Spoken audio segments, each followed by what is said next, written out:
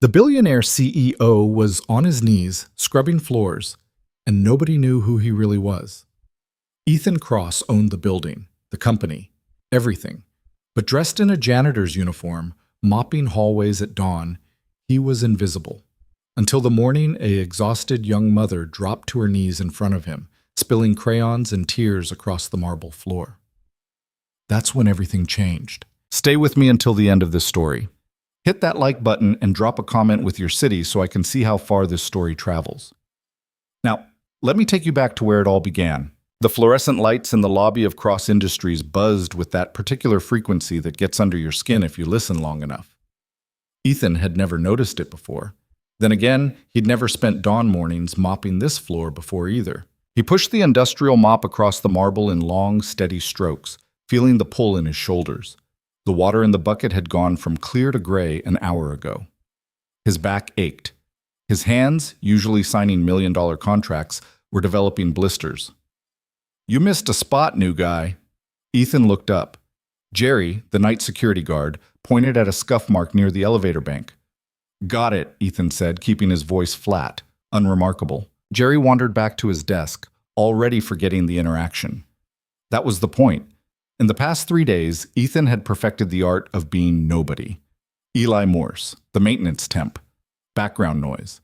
A body in a uniform pushing a mop. It was 4:40 in the morning. In 2 hours, the first wave of employees would flood through those glass doors, clutching coffee cups and staring at phones. Middle managers, accountants. The people who actually made Cross Industries run while Ethan sat 30 floors up in an office with a view of the entire city. An office he hadn't seen in 3 days. The employee surveys had landed on his desk 2 weeks ago. His head of HR, Patricia Wong, had placed them there with the careful neutrality of someone delivering bad news to a man who could fire her with a word. "These are concerning," she'd said. Concerning. Corporate speak for devastating. The numbers told a clear story. Morale was in the basement. Trust in leadership was somewhere beneath that, maybe in the sewers. Comment sections were brutal. Management doesn't care if we live or die. They wouldn't recognize us if we passed them in the hall. We're just numbers on a spreadsheet. Ethan had built Cross Industries from nothing. 15 years of brutal hours, smart risks, and single-minded focus. He'd survived the death of his wife 3 years ago, raising his daughter Emma alone while keeping the company growing. He thought he'd done everything right. The surveys suggested otherwise.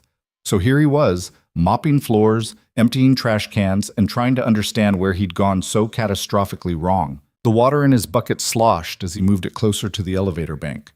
The building was silent except for the hum of climate control and Jerry's radio playing classic rock at low volume.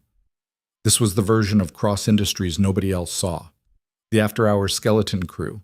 The people who kept things running while everyone else was home sleeping. Ethan had met all of them now. Rita, who cleaned the executive suites and had worked here for 12 years. Marcus, who handled trash collection and was studying for his GED at night. Samir, who buffed the floors on the lower levels and sent money back to his family in Bangladesh. They all knew each other's names, shared cigarettes during breaks, covered shifts when someone's kid got sick. Nobody on the executive floor could name their own assistants half the time. The elevator dinged. Ethan glanced up, frowning. It was too early for anyone to be arriving. The car descended from one of the upper floors, probably someone working late, finally heading home. The doors slid open. Martin Cole stepped out, suit jacket slung over one arm, tie loosened. He looked like he'd been up all night, which he probably had. Martin was senior director of finance, the kind of ambitious corporate climber who treated the office like a battlefield and everyone around him like enemy combatants. He walked past Ethan without a glance. "Floor's wet," Ethan said. Martin kept walking, expensive shoes clicking across the marble. He pushed through the front doors and disappeared into the pre-dawn darkness. Ethan watched him go, jaw tight. He'd worked with Martin for 6 years. They'd had lunch together dozens of times, discussed strategy, reviewed quarterly reports, even attended Emma's school fundraiser together once. Martin had just walked past him like he was furniture. The irony would have been funny if it wasn't so depressing. Ethan went back to mopping. The sun was coming up when Sofia Reyes hit the snooze button for the 3rd time. She shouldn't have. She knew she shouldn't have. But her body felt like lead, and her brain was wrapped in cotton, and the idea of getting up, getting dressed, getting Mateo ready, dropping him at school, and making it across the city to be at her desk by 8 seemed physically impossible. The alarm screamed again. Sophia forced her eyes open. The ceiling of her apartment had a water stain shaped like Texas. She'd been staring at it for 9 months since she and Mateo moved into this place. 1 bedroom, a kitchen barely big enough to turn around in, and rent that ate 70% of her paycheck. She sat up. Her back protested. She'd slept wrong again, probably because the mattress was garbage and she couldn't afford a new one. "Mateo," she called. "Baby, time to get up." No response. Sophia pushed herself out of bed, her feet hitting the cold floor. She'd lived in better places. Much better places. Before Diego left. Before the bills started piling up. Before she realized that being a single mother in this city meant working twice as hard for half as much. She padded to the doorway of Mateo's room. He was curled up under his blankets, clutching the stuffed bear that used to be white, but had long since faded to gray. "Maddie, come on, sweetheart. School day." He groaned and buried his face deeper into the pillow. Sophia understood the feeling. She moved through the morning routine on autopilot. Cereal for Mateo, toast for herself, because that's all they had. His lunch was already packed. Peanut butter sandwich, apple slices, the cookies that were on sale last week. Her own lunch was the same sandwich, no apple. Mateo dragged himself to the table, still half asleep. He was 6 years old, small for his age, with Diego's dark eyes and her stubborn chin. "I don't want to go to school," he mumbled. "I know, baby." "My stomach hurts." Sophia pressed the back of her hand to his forehead. No fever. He'd been saying his stomach hurt for 2 weeks now. She knew what it was. Anxiety. He was 6 and already developing anxiety because he could feel how stressed she was, how tight money was, how scared she was every single day. "You'll feel better once you're there," she said, trying to sound confident. "Mrs. Palmer said you did great on your math worksheet yesterday." Mateo picked at his cereal. Sophia glanced at the clock. 7:15. If they left in the next 10 minutes, she could drop him off and still make it to work on time. Maybe. She was already on thin ice at Cross Industries. She'd been there 5 weeks. 5 weeks of Martin Cole criticizing everything she did, questioning every decision, making comments about her situation in front of the whole department. Some people aren't cut out for professional environments. That's what he'd said last week when she'd asked to leave early because Mateo's school called about a fever. Sophia had wanted to throw her stapler at his head. Instead, she'd smiled tightly and stayed until 6, arranging for her neighbor to pick Mateo up, paying her $40 they couldn't afford. "Mom, I can't find my backpack." Sophia closed her eyes, counted to 3, opened them again. "Where did you leave it?" "I don't know." Of course he didn't know. They found it eventually, wedged behind the couch along with 2 toy cars and a library book that was 3 weeks overdue. Sophia shoved Mateo's homework folder inside, added the lunch bag, zipped it up. 7:28. "Shoes, now!" Mateo moved like he was underwater. Sophia grabbed her own bag, a worn leather tote that used to belong to her mother, and did a mental inventory. Wallet, keys, phone, the makeup she'd apply on the train because there wasn't time to do it here, the cardigan that hid the fact that she only owned 3 work-appropriate tops, and this was the 3rd day in a row for this one. 7:34. They were going to be late. "Come on, baby, we have to move." She ushered Mateo toward the door, juggling her bag, his backpack, her coffee in a travel mug that didn't quite seal right. She could feel the panic rising. Late meant questions. Questions meant Martin, looking at her with that expression that said he was just waiting for an excuse. They made it to the train with 30 seconds to spare. The car was packed. Morning rush, everyone pressed together, avoiding eye contact. Sophia held Mateo close, his backpack clutched in her other hand because there wasn't room to put it down. The train lurched forward. Sophia's coffee sloshed. She tightened her grip on the mug, on Mateo, on the last threads of composure. They had to transfer twice. By the time they reached Mateo's school, it was 8:07. The bell had already rung. The playground was empty. "I'm late," Mateo said quietly. "It's okay. I'll walk you in." Sophia signed him in at the office, ignoring the receptionist's pointed look. Late again. She could feel the judgment radiating off the woman like heat. She knelt down, straightening Mateo's collar.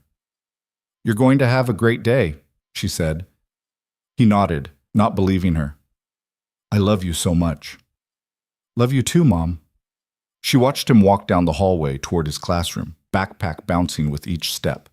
So small, so brave. Sophia blinked back the burning in her eyes and headed for the train. By the time she reached Cross Industries, it was 8:40. She was very, extremely late. Sophia pushed through the revolving doors, out of breath, her heart hammering. The lobby was busy with morning traffic. People in suits, people with briefcases, people who'd probably been at their desks since 7:30. She headed for the elevator bank, moving fast. Too fast. The strap of Mateo's backpack, still clutched in her hand because she'd meant to drop it at her desk before anyone noticed, caught on her tote bag. She tried to untangle them while walking, while not dropping her coffee, while pressing the elevator call button.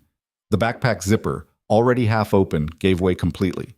Crayons exploded across the floor. Toy cars scattered. The stuffed bear tumbled out and landed face down on the polished marble. No, no, no! Sophia dropped to her knees, trying to grab everything at once. A green crayon rolled under someone's shoe. A red one skittered toward the information desk. People walked around her, stepping over crayons, not stopping. Her throat tightened, her eyes burned. She was on her knees in the lobby of her workplace, 40 minutes late, surrounded by her son's toys while everyone walked past like she didn't exist. Hey, it's okay. Sophia looked up. A man in a maintenance uniform knelt beside her.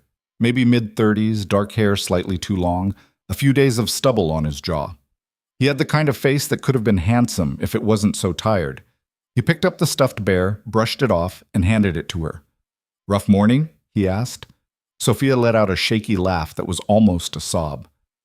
Something like that.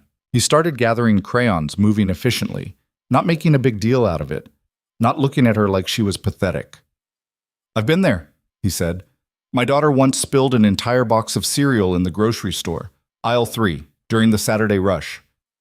Sophia grabbed the toy cars, shoving them back into the backpack.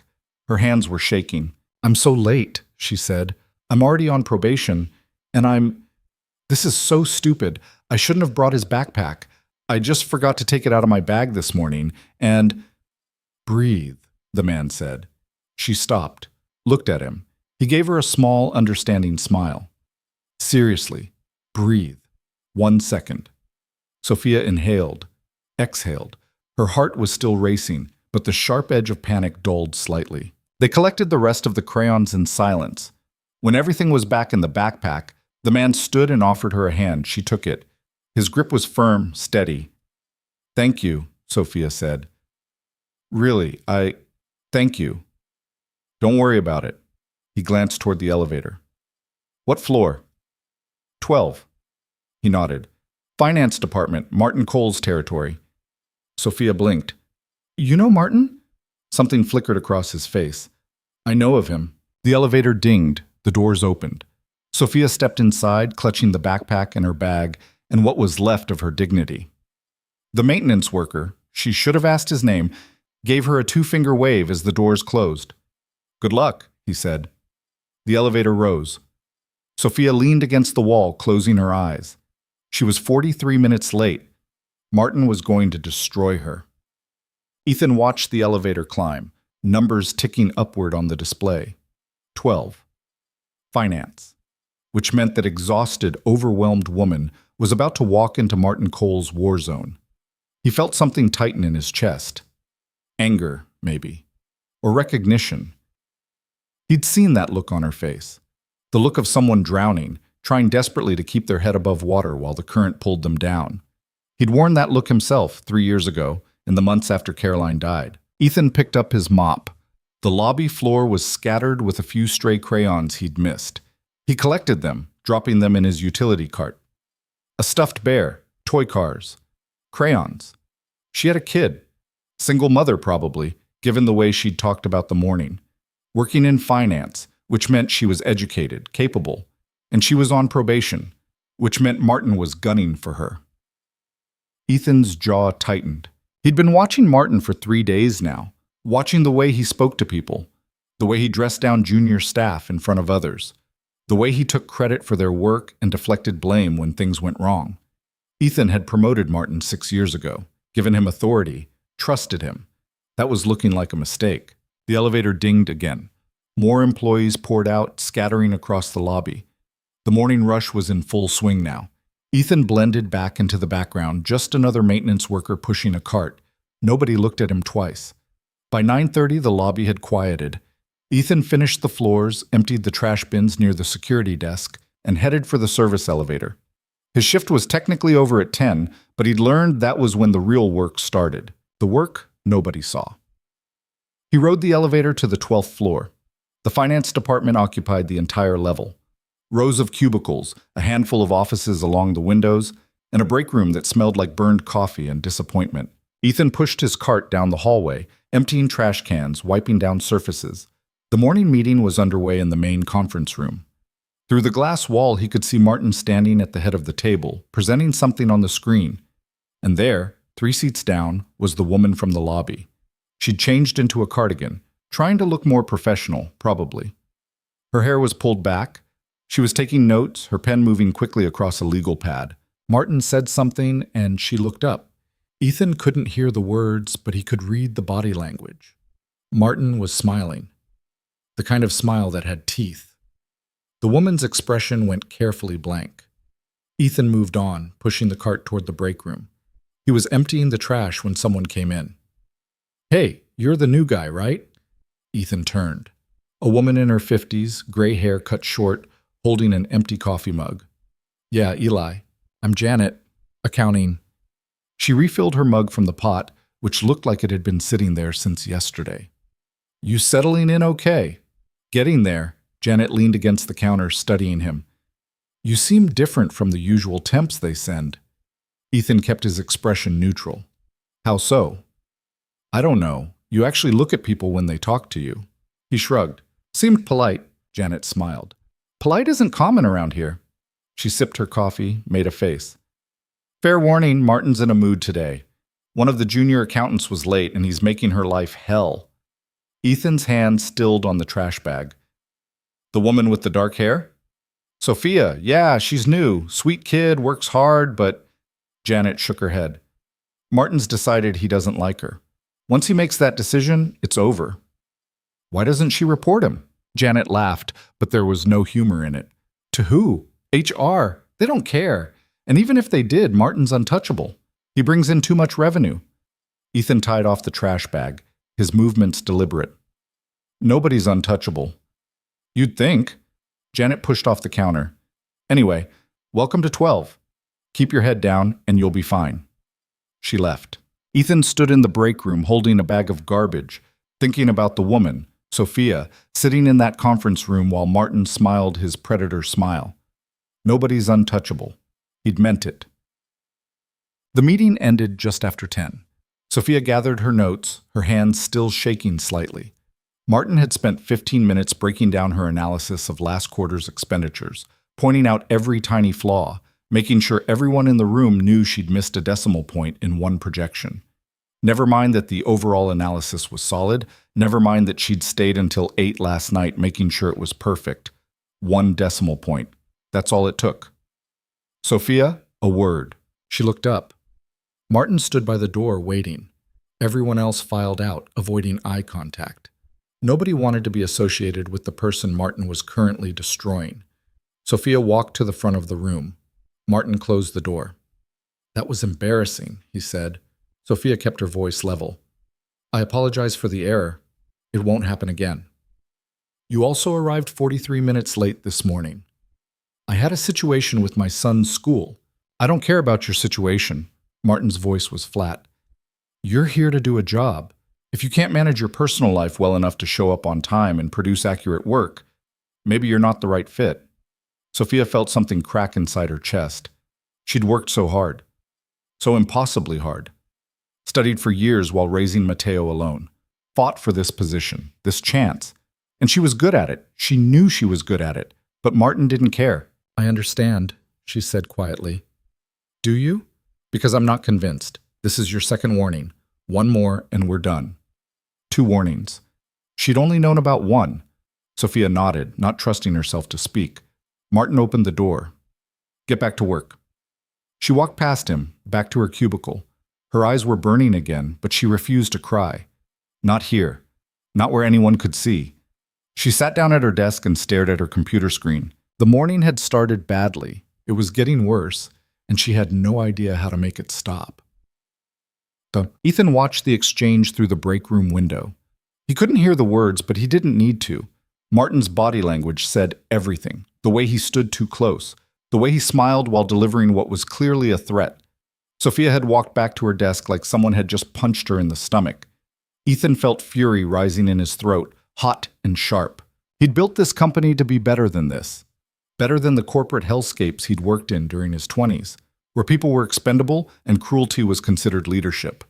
Somewhere along the way, he'd lost control of it. Or maybe he'd never had control.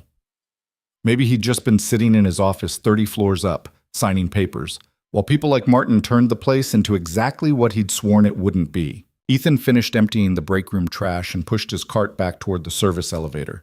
He had 4 hours left on his shift. 4 hours to observe, to listen, to understand how deep the rot went. But his mind kept going back to Sophia, to the way she'd looked in the lobby, on her knees, trying to hold everything together, to the way she'd looked just now, walking back to her desk with her shoulders hunched like she was bracing for the next blow.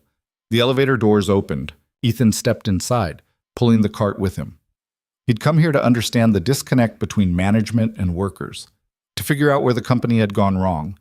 He was starting to get the picture, and he didn't like it at all. That lunchtime hit at noon.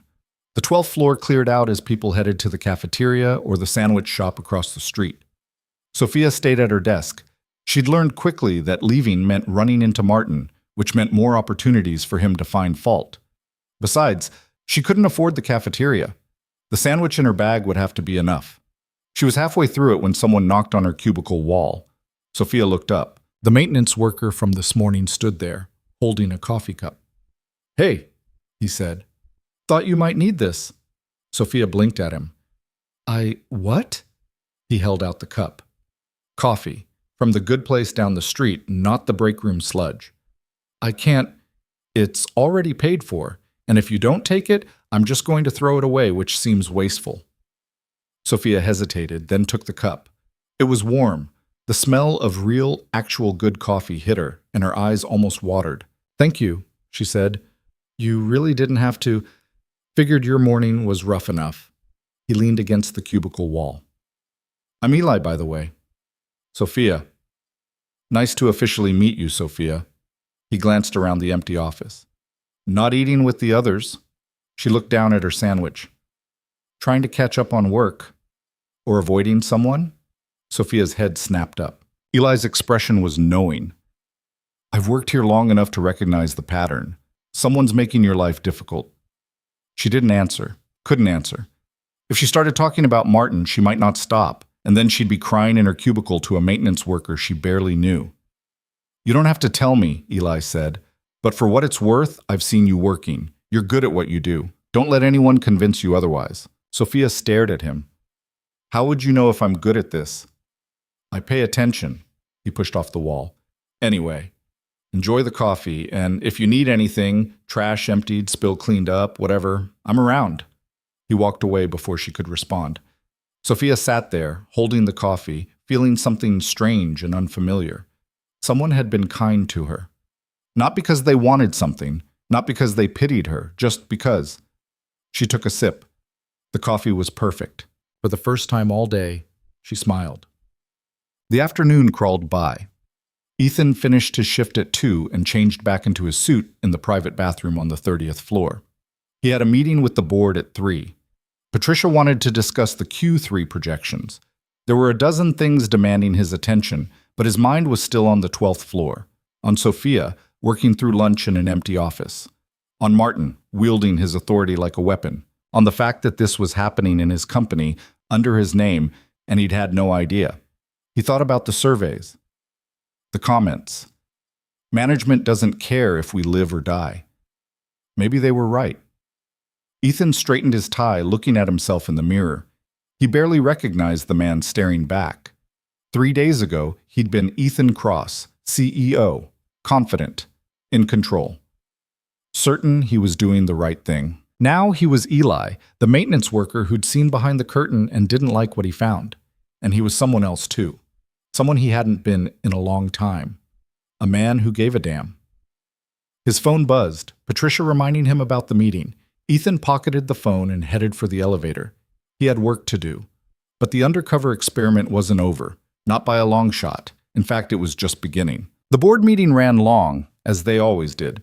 Ethan sat at the head of the table, half listening to the CFO drone on about market volatility, while his mind kept drifting back to the 12th floor.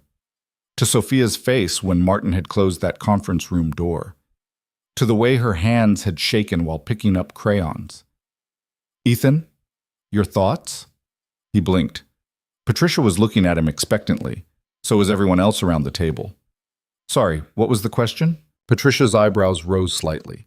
In 6 years of working together, he'd never lost focus during a board meeting. "The Singapore expansion," she said carefully. "Do we move forward or table it until Q4? Ethan glanced at the projections on the screen. Numbers he should care about. Numbers that used to be the only thing he cared about. "Move forward," he said, "but I want a full audit of our internal operations first. Every department. Pay particular attention to management practices and employee satisfaction metrics." The room went quiet. "That's quite comprehensive," Patricia said. "May I ask what's prompting this?" "The surveys we discussed last week. I want to know if those issues are isolated or systemic." Ethan stood, gathering his papers. "I also want updated retention data. How many people are we losing? Which departments have the highest turnover? And I want exit interview transcripts from the last 12 months. That's going to take time to compile, then start now." He checked his watch. 4:30. Emma's school let out at 3:15, which meant his nanny had already picked her up. "Send me preliminary findings by end of week. We'll reconvene Monday." He left before anyone could object. The executive elevator descended in smooth silence. Ethan watched the numbers tick down, thinking about the service elevator he'd been riding for the past 3 days.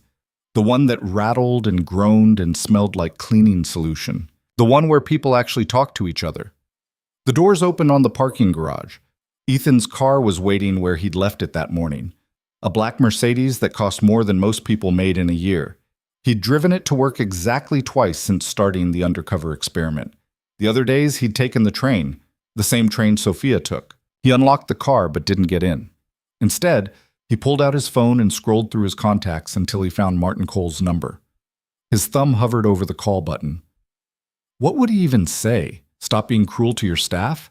I've been watching you and you're everything wrong with this company? Ethan put the phone away. Not yet. He didn't have the full picture yet. But he was getting there. He drove home through rush hour traffic, his mind still circling the same thoughts. By the time he pulled into his driveway, the sun was setting behind the trees that bordered his property. 3 acres in the suburbs, a house with more rooms than he and Emma could ever use, a mortgage he'd paid off 5 years ago, the life he'd built after Caroline died, the life that was supposed to mean he'd made it. "Daddy!" Emma came running down the front steps as soon as he got out of the car. 7 years old, all knees and elbows and energy. She had Caroline's blonde hair and his gray eyes, and absolutely no sense of caution. "Whoa, careful on those steps," Ethan said, catching her as she launched herself at him. "Mrs. Chen made cookies, and she let me have 3, and I finished my math homework, and can we go to the park tomorrow?" Ethan carried her toward the house, listening to her chatter. This was the best part of his day, the only part that felt real anymore. Mrs. Chen, his nanny, met them at the door. "She's had dinner, bath is ready whenever you are, and you got a package. I left it on your desk." "Thanks, Linda. See you tomorrow." Mrs. Chen gathered her things and left. Ethan set Emma down in the entryway, and she immediately started telling him about some drama involving her friend Madison and someone named Tyler who apparently ate glue. "He ate the whole bottle," Emma said, eyes wide. "Mrs. Palmer had to call his mom." "That sounds like a rough day for Tyler." "It was gross, Daddy." Ethan smiled despite himself. "I bet. Come on, let's get you in the bath before the water gets cold." The evening routine was familiar, comfortable. Bath time, pajamas, a story. Emma picked the same book she'd been picking for 2 weeks, some story about a girl who trained dragons. Ethan read it with the same voices he always did, the dragon deep and growly, the girl high and brave. By the time he finished, Emma was yawning. "One more chapter?" she asked sleepily. "Nice try, bedtime." But Daddy, bedtime. She grumbled but didn't really argue. Ethan tucked her in, kissed her forehead, and turned off the light. Daddy? Her voice was small in the darkness. Yeah, sweetheart? Do you like your job? The question caught him off guard. Why do you ask? You seem sad lately, like how you were after Mommy. Ethan's chest tightened. He sat back down on the edge of her bed. I'm not sad, Em, just thinking about some stuff at work. What stuff? How did he explain this to a 7-year-old? How did he tell her that he was starting to realize he'd built something that hurt people? That he'd been so focused on success he'd forgotten to check if the success was worth having? Just trying to make sure I'm doing the right thing, he said finally. Emma was quiet for a moment. Then, Mommy used to say the right thing is usually the hard thing. Ethan felt something crack behind his ribs. Caroline had said that all the time, especially near the end when she was sick and the treatments weren't working and they both knew how this would end. She was right, Ethan said quietly. So you'll do the hard thing? Yeah, baby, I will. Emma smiled and rolled over, already half asleep. Ethan sat there for a few more minutes, watching her breathe. Then he stood, pulled the door mostly closed, and went downstairs to his office. The package Linda had mentioned was sitting on his desk. He opened it absently, his mind elsewhere. Inside was the employee badge he'd ordered, a temporary maintenance worker ID with his photo and the name Eli Morse. He set it on the desk and stared at it. Tomorrow he'd go back. Back to the service elevator and the mop bucket and the 12th floor where Sophia was probably still terrified of losing her job. Back to being invisible. But maybe, he thought, that was exactly where he needed to be. The next morning, Ethan was back in the janitor's uniform by 5 a.m. He'd gotten maybe 4 hours of sleep, his brain refusing to shut off. He kept thinking about Emma's question, about Caroline's voice in his head. The right thing is usually the hard thing. The building was quiet when he arrived. Jerry was at the security desk, half asleep with a crossword puzzle. Morning, Eli? Morning. Ethan clocked in and grabbed his cart. The routine was becoming familiar now. Floors first, then trash, then the break rooms on each level. He worked methodically, letting the physical labor quiet his racing thoughts. By 7, the building was starting to wake up. Early arrivals trickled through the lobby. Ethan recognized some of them now. The woman from legal who always got coffee from the cart outside. The IT guy who listened to podcasts on his commute and forgot to take his earbuds out.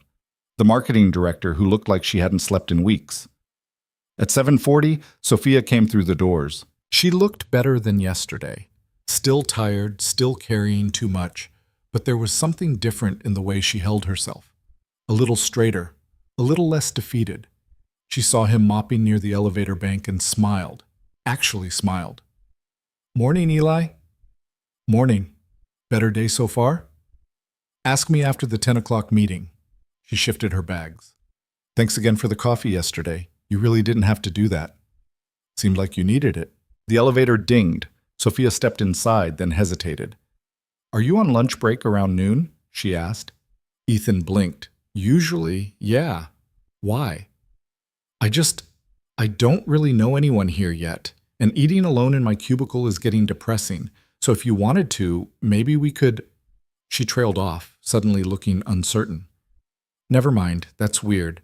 You probably have friends. Noon works, Ethan said. Sophia's face lit up. Yeah? Okay, great. I'll meet you in the lobby? Sounds good. The elevator doors closed. Ethan stood there, mop in hand, wondering what the hell he was doing. Having lunch with an employee he was supposed to be observing from a distance wasn't part of the plan. Getting personally involved definitely wasn't part of the plan. But the plan had already gone sideways the moment he'd helped her pick up those crayons. At noon, Sophia found him in the lobby carrying a brown paper bag and looking nervous. I brought extra, she said, holding up the bag. I mean, I wasn't sure if you brought lunch, and I made too much anyway, so… They ended up outside, sitting on the concrete bench near the building's entrance. It was one of those perfect early fall days, the air crisp and the sky absurdly blue. Sophia opened the bag and pulled out 2 sandwiches wrapped in plastic wrap. Peanut butter and jelly, she said apologetically. It's not fancy, but it's perfect, Ethan said, taking the sandwich she offered. They ate in comfortable silence for a minute. Around them, the lunch rush was building, people in suits talking on phones, delivery drivers unloading packages, the city in constant motion. "So," Sophia said finally, "how long have you worked here?" "Not long, few weeks." The lie came easily now, too easily. "Do you like it?" Ethan considered the question. Did he like being a janitor? No. Did he like what he was learning? That was more complicated. "It's honest work," he said. "Nobody bothers me. I show up, do the job, go home." Sophia nodded. "That sounds nice, actually. Peaceful. What about you? You said you're new." 5 weeks. I'm a junior accountant, or trying to be anyway." She picked at her sandwich. "My boss doesn't seem to think I'm cut out for it." "Martin Cole?" Her head snapped up. "How did you—" "Word gets around. The maintenance staff hears things." Sophia's expression went carefully neutral. "What do you hear?" "That he's hard to work for, that he goes through junior staff like tissues." "That's accurate." She took a breath. "I'm his 4th hire this year. The other 3 all quit within 2 months." "Why'd you take the job if you knew that?" Sophia was quiet for a moment. When she spoke, her voice was soft. "Because I needed it. Because I have a 6-year-old son and rent due and student loans and no one else was hiring. Because sometimes you don't get to choose the good options. You just take what's available and try not to drown." Ethan felt something twist in his gut. She was right. That's exactly what people did. They took what was available. And companies like his, like the one he'd built, relied on that desperation. "Your son," he said, "the one with the crayons." Sophia smiled, and it transformed her whole face. "Mateo? He's 6, smart as hell and stubborn as a mule, drives me crazy and makes everything worth it at the same time." "I get that. My daughter's 7, same deal." "You have a daughter?" "Emma. She's the best thing in my life." Sophia studied him. "You're a single dad?" "My wife died 3 years ago." "I'm sorry." "Thanks." Ethan took a bite of sandwich to avoid having to say more. Talking about Caroline always felt like walking on broken glass, even after 3 years. "Mateo's father isn't in the picture," Sophia offered quietly. "He left when Mateo was 2. Decided fatherhood wasn't for him." "His loss?" "That's what I tell myself. Chates." She finished her sandwich and crumpled the plastic wrap. "Some days I believe it." They sat there, 2 single parents on a concrete bench, sharing peanut butter and jelly sandwiches in the middle of a Wednesday. "Thank you for this," Sophia said. "I know it's weird, having lunch with the janitor." "Hey, I'm having lunch with an accountant. Equally weird from where I'm sitting." She laughed. Actually laughed. "Fair point." Her phone buzzed. She glanced at it and her expression changed. "What's wrong?" Ethan asked. "Mateo's school. He's in the nurse's office. Says his stomach hurts." She stood up, already gathering her things. Martin's going to kill me, but I have to go get him." "Go," Ethan said. "Your kid needs you." "I'll probably get fired." "Then he's an even bigger asshole than I thought." Sophia looked at him, something like gratitude in her eyes. "I'm sorry. I'll see you. I don't know when I'll see you." She hurried back inside. Ethan sat there, still holding half a sandwich, watching her disappear through the revolving doors. Then he pulled out his phone and texted Patricia. "Need full personnel file on Martin Cole. Also any complaints filed against him. ASAP." The response came back in under a minute. "Is this related to the audit?" "Yes. Send it to my personal email." He stood up, threw away the sandwich wrappers, and headed back inside. His shift didn't end for another 2 hours, but he was done pretending to mop floors for the day. Time to see exactly what Martin Cole had been getting away with. The files arrived that evening while Ethan was helping Emma with her homework. His laptop pinged with the email notification. He waited until Emma was in bed before opening it. What he found made his blood run cold. Martin Cole had been with Cross Industries for 8 years. In that time, he'd had 17 direct reports. 12 had resigned. Of those 12, 9 had filed complaints with HR before leaving. Hostile work environment, verbal abuse, discrimination, retaliation. Every single complaint had been noted, documented, and then quietly dismissed. Because Martin brought in revenue. Because he made the numbers work. Because in the corporate calculus, profit outweighed people every single time. Ethan read through the files until midnight. Then he read them again. One name kept appearing: Janet Morrison, the woman from accounting who'd warned him about Martin on his first day on the 12th floor. She'd filed 3 complaints over the years, all dismissed. The most recent was from 4 months ago. Subject line: hostile work environment, urgent intervention needed. The complaint detailed systematic harassment of junior staff, public humiliation, impossible deadlines, taking credit for others' work, creating a culture of fear. HR's response: issue discussed with Mr. Cole. He has been advised to moderate his management style. No further action warranted at this time.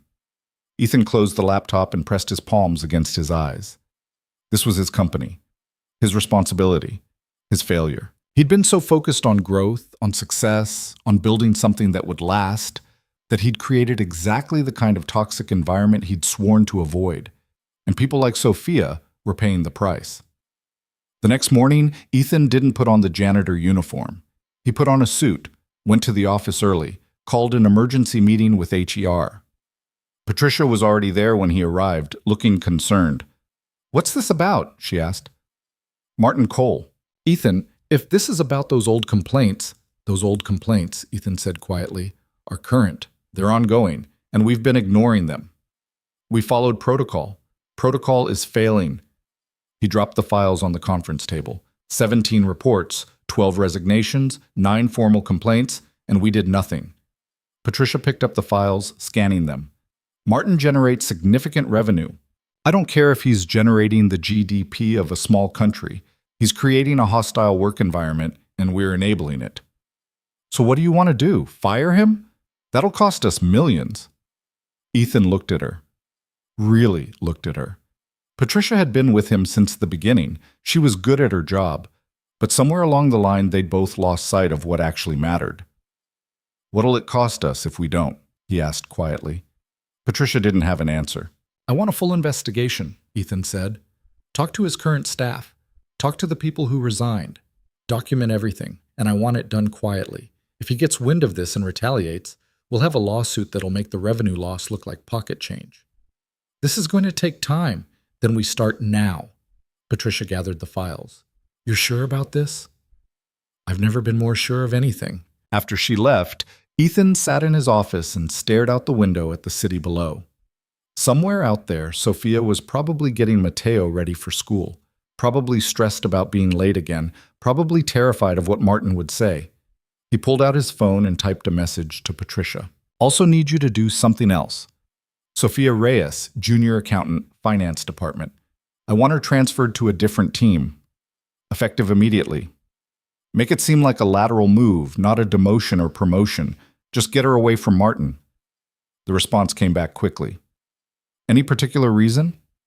Ethan hesitated, then typed, "She's a good employee in a bad situation. Fix it." He put the phone down and went back to being Ethan Cross, CEO. But part of him was still Eli, the janitor who'd seen what it was really like down in the trenches, and that part wasn't going to forget. Sophia got the transfer notification that afternoon. She stared at the email on her screen, reading it 3 times to make sure she wasn't hallucinating. "Effective Monday, you will be transitioning to the analytics team under Director Sarah Chen. This lateral move reflects our commitment to employee development and optimal team placement." She wasn't fired. She was being moved, away from Martin. Sophia sat back in her chair, her hands shaking. She wanted to cry, or laugh, or maybe both. "Everything okay?" She looked up. Janet was standing by her cubicle, holding a coffee mug. "I got transferred," Sophia said numbly. Janet's eyebrows rose. "By choice, or I don't know. The email just says it's a lateral move, starting Monday. Sarah Chen's team. That's good, really good. She's tough, but fair. Actually develops her people instead of eating them alive." Janet smiled. "Congratulations." After Janet left, Sophia read the email again. Then she grabbed her phone and did something she hadn't done in weeks. She called her mother. "Mija, is everything okay?" "Yeah, Mama, I think everything might actually be okay." That evening, when Sophia picked up Matteo from after-school care, she was smiling, really smiling. Matteo noticed immediately. "You look happy, Mama." "I am, baby. I really am." Did something good happen? Yeah, something really good happened. They stopped for ice cream on the way home, even though it wasn't in the budget. Chocolate for Mateo, vanilla for her. They ate it sitting on the steps outside their apartment building, watching the sunset between the buildings. Mama? Mateo licked his cone. Do you think things are getting better? Sophia looked at her son, her beautiful, brave, too smart for his own good son, and felt something loosen in her chest. Yeah, Maddie, I think they are. She had no idea how this had happened, who had intervened, why she'd been chosen for this mercy. But for the first time in months, she felt like maybe she could breathe. The next day, Ethan was back in the janitor uniform, back to being Eli, pushing a mop cart through the building. He saw Sophia briefly in the morning. She was practically glowing. Did you hear? She said, stopping him by the elevator. I got transferred. I'm moving to a different team Monday. That's great, Ethan said, meaning it. I don't know how it happened. I didn't apply for anything. It just happened. Sometimes things work out. Sophia shook her head, smiling. I don't believe in coincidences. Someone helped me. I just wish I knew who, so I could thank them. The elevator dinged. She stepped inside, still smiling. See you at lunch? She asked. Yeah, see you at lunch. The doors closed. Ethan stood there, feeling the weight of what he'd done. It was a small thing. One transfer, one employee moved to a better situation. But it mattered. It mattered so much. He went back to mopping floors, but his mind was already working on the bigger problem. Martin was still there, still in power, still making people miserable. And the investigation would take time that other people he didn't even know yet, didn't have. By the end of the week, Ethan had a plan. It wasn't a good plan. It would probably blow his cover. It might backfire spectacularly. But Emma's voice was in his head. You'll do the hard thing? Yeah, baby, he would. Friday afternoon, Ethan changed out of the janitor uniform early, put on his suit, went up to the 30th floor. Patricia was waiting with the preliminary investigation report. It's worse than we thought, she said, handing him the file. Current staff are terrified to talk on record, but off the record, it's damning. He's created a culture of fear. People are staying because they can't afford to lose their jobs, not because they want to be there. Ethan flipped through the report. Pages of testimony. Stories that made his skin crawl. What do you recommend, Val? He asked. Immediate termination. Severance package to avoid wrongful termination claims. Public statement about our commitment to workplace integrity. Do it. Monday morning. Patricia nodded. There's one more thing. Martin requested a meeting with you. Next week. Says he wants to discuss a promotion. Ethan almost laughed. Of course he does. What do you want me to tell him? Tell him I'll see him Monday, 9 a.m., my office. After Patricia left, Ethan sat at his desk and thought about what was coming. Martin would be blindsided, angry. He'd probably threaten legal action. He might make a scene. Let him. Some things were worth the mess. Ethan gathered his things and headed home. Emma was waiting with a picture she'd drawn, him and her and a dragon that looked suspiciously like the one from her favorite book. Do you like it, Daddy? I love it, sweetheart. That night, after Emma was asleep, Ethan sat in his office and wrote an email to the entire company. He deleted it 3 times before he got it right. Subject: changes coming. Over the past few weeks, I've been conducting a review of our company culture and management practices. What I've found is unacceptable. We've allowed revenue to matter more than people. We've protected those who hurt others because they produced results. We've looked the other way when we should have intervened. That ends now. Starting Monday, there will be changes. Some will be immediate, some will take time. But I promise you this, Cross Industries will be a place where good work is rewarded, where people are treated with dignity, and where speaking up is encouraged, not punished. If you've experienced harassment, discrimination, or retaliation, I want to hear about it. My door is open. Literally, we're going to do better, because you deserve better. Ethan Cross. He scheduled it to send Monday morning at 8 a.m., 1 hour before Martin Cole's meeting. Then he closed his laptop and went to bed. The hard thing, he thought, was usually the right thing. Caroline had been right about that. She'd been right about a lot of things. And it was time he started listening. Monday morning arrived with the kind of crisp autumn air that made everything feel possible. Ethan dropped Emma at school early, watching her run toward her classroom with her backpack bouncing against her shoulders. She turned at the door and waved. He waved back, then sat in the car for a minute, gathering himself. Today was going to be brutal. He checked his phone. 7:45. The email would go out in 15 minutes. Martin's meeting was at 9. Ethan started the car and headed toward Cross Industries. The parking garage was already filling up. Ethan took the executive elevator to the 30th floor, nodding at the few early arrivers he passed. In his office, Patricia was waiting with coffee and a grim expression. "You ready for this?" she asked. "No, but we're doing it anyway. Legal wants to be in the room when you terminate him." "Fine. Anyone else?" "I think it should just be us and counsel. Less chance of it turning into a circus." Ethan nodded. His computer screen showed 7:58, 2 minutes. "The email's going to cause a stir," Patricia said carefully. "Good. It should. People are going to have questions. Then we'll answer them." 7:59. Ethan watched the clock tick over to E8. Somewhere in the building, 500 employees were opening their email, reading his message, processing what it meant. His phone started buzzing almost immediately. He ignored it. At 8:15, there was a knock on his door. Claire from legal, looking nervous. "Mr. Cole is here," she said. "Early. He's asking to see you now." Of course he was. Martin had probably seen the email, probably realized what was coming. "Send him in," Ethan said. Patricia and Claire positioned themselves near the window. Ethan stayed behind his desk, standing. Martin walked in wearing a suit that cost at least $3,000 and an expression that could have cut glass. "What the hell is this?" He held up his phone, showing Ethan's email. "Have a seat, Martin." "I don't want to sit.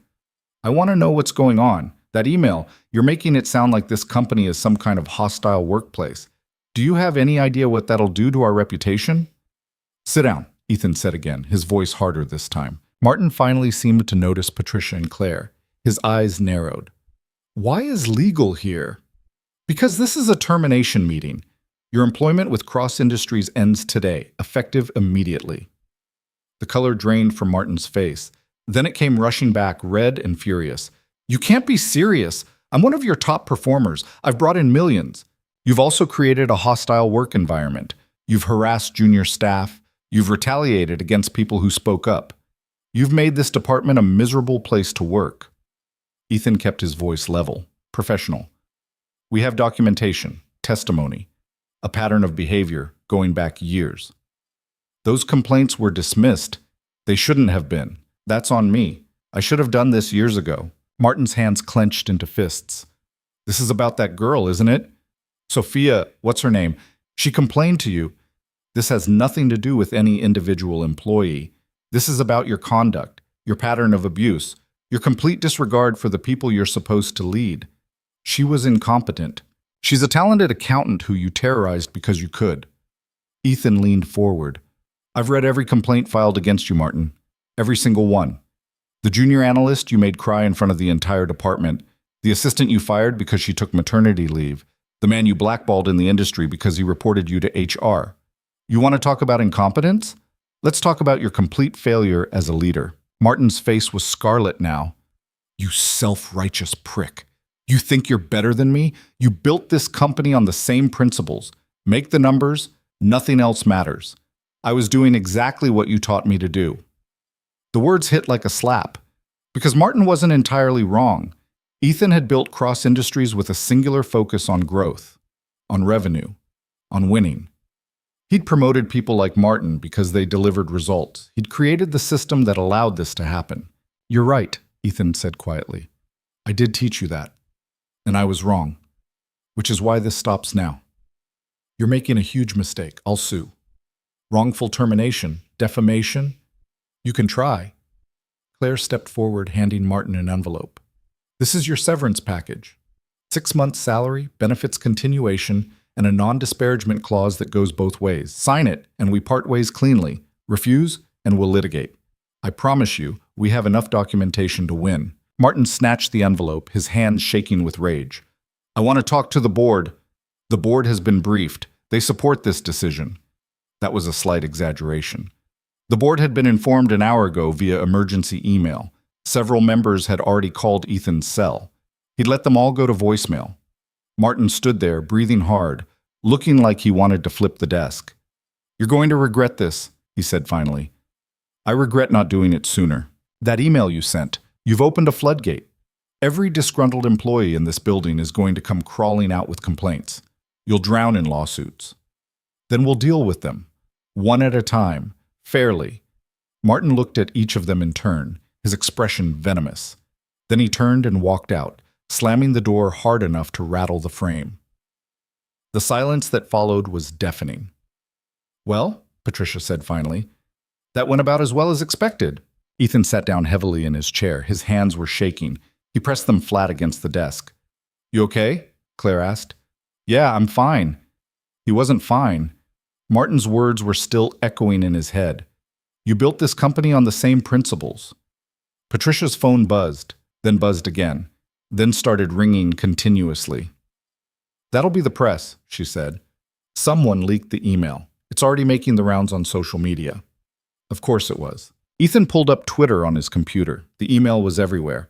Screenshots, commentary, think pieces already being written about toxic corporate culture and billionaire CEOs who suddenly developed a conscience. Some of the responses were supportive. Many were skeptical. A few were downright hostile. Easy to send an email. Let's see if he actually changes anything. Performative nonsense. He's been in charge for 15 years and suddenly noticed his company is toxic. Too little, too late. Ethan closed the browser. They weren't wrong. "What do you need from me?" Claire asked. "Draft a statement for the press. Keep it simple. We're committed to creating a better workplace culture.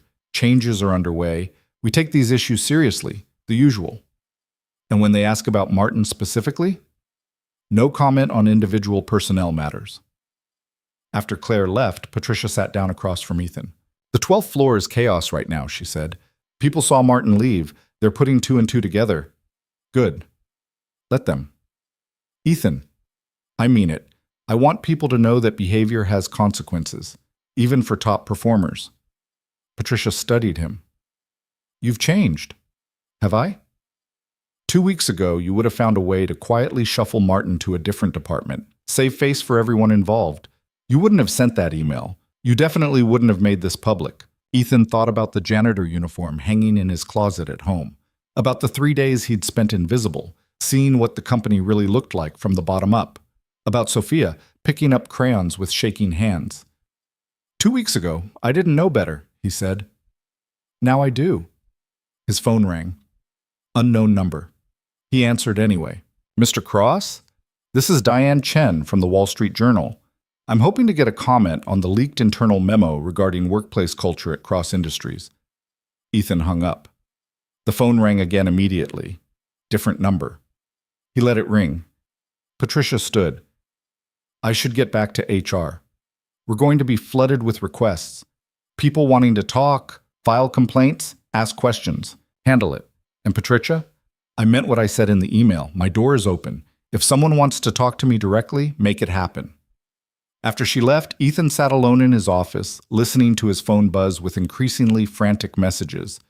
He'd meant to create change. He hadn't quite anticipated setting the entire company on fire. But maybe that's what it took. Maybe some things needed to burn before they could be rebuilt. On the 12th floor, Sophia was trying to pack up her cubicle while fielding questions from everyone who walked past. Did you know, Janet asked for the third time, about Martin getting fired? I didn't know anything, Sophia said honestly. I got transferred Friday, that's all I knew. But the timing, right after you got moved, is a coincidence. Except Sophia didn't believe in coincidences, and she was starting to suspect that her transfer and Martin's termination were connected. She just couldn't figure out how. Her phone buzzed. The school. Again. Sophia's heart sank. She answered. Miss Reyes, this is Nurse Wilson. Mateo's asking for you. He says his stomach hurts and he feels dizzy. Sophia closed her eyes. Her first day on the new team was supposed to be today. She was supposed to make a good impression.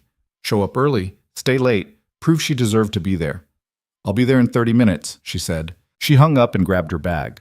Around her, the office buzzed with speculation and gossip. Nobody noticed her leaving. Sophia made it to the school in 20 minutes, her heart pounding the entire way. She found Mateo in the nurse's office, curled up on the cot with his arms wrapped around his stomach. "Hey, baby." She knelt beside him, pressing her hand to his forehead. "No fever." Again. "My stomach really hurts, Mama." "I know, sweetheart." Nurse Wilson stood nearby, looking sympathetic but concerned. "This is the 4th time this month," she said quietly. "Has he seen a doctor?" "We have an appointment next week." What she didn't say, it was at the free clinic across town, the one with a 3-month waiting list, the one where she'd begged for an earlier slot because she couldn't afford a regular pediatrician. "I think you should go home," Nurse Wilson said. "Rest, fluids, maybe some bland food." Sophia nodded and helped Matteo sit up. He leaned against her, small and warm and frightened. They took the bus home because Sophia didn't have money for a cab, and Matteo said the movement made his stomach feel worse. By the time they reached their apartment, he was crying quietly.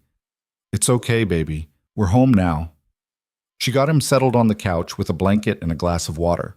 Then she sat on the floor beside him, stroking his hair, while he finally fell asleep. The apartment was quiet except for his breathing. Sophia pulled out her phone and looked at her work email. 3 messages from her new supervisor, Sarah Chen, asking where she was. 1 from HR about onboarding paperwork. She should respond, explain something. But she was so tired. She leaned her head back against the couch and closed her eyes. This was her life. Trying to hold together a job and a child and an apartment with duct tape and prayer and whatever scraps of energy she had left at the end of each day. And every time she thought she might be getting ahead, something happened. Matteo got sick. A bill came due. The universe reminded her that she was one crisis away from losing everything. Her phone buzzed. Unknown number. She almost didn't answer. "Hello?" "Sophia, it's Eli, from maintenance." Sophia sat up straighter. "How did you get my number?" "Employee directory." "Sorry, is this weird?" "This is probably weird." "No, I'm just surprised. You weren't at lunch today. I wanted to make sure you were okay." Something warm unfurled in Sophia's chest. Someone had noticed. Someone had cared enough to check. "I'm okay. My son got sick at school. I had to pick him up." "Is he all right?" "I don't know. He keeps saying his stomach hurts, but there's no fever, no vomiting, nothing obvious. The nurse thinks it might be stress." "Stress? He's 6. Kids pick up on things." Sophia glanced at Matteo, still sleeping. "He knows I'm stressed, knows money is tight, knows I'm scared all the time, and his body's reacting to it." Eli was quiet for a moment. "Where do you live, Tua?" he asked. Sophia blinked. "What?" "Your address, what is it?" "Why?" "Just trust me, please." Sophia rattled off the address, feeling strange about it. She barely knew this man. They'd had lunch twice, and now she was giving him her home address. "Okay," Eli said.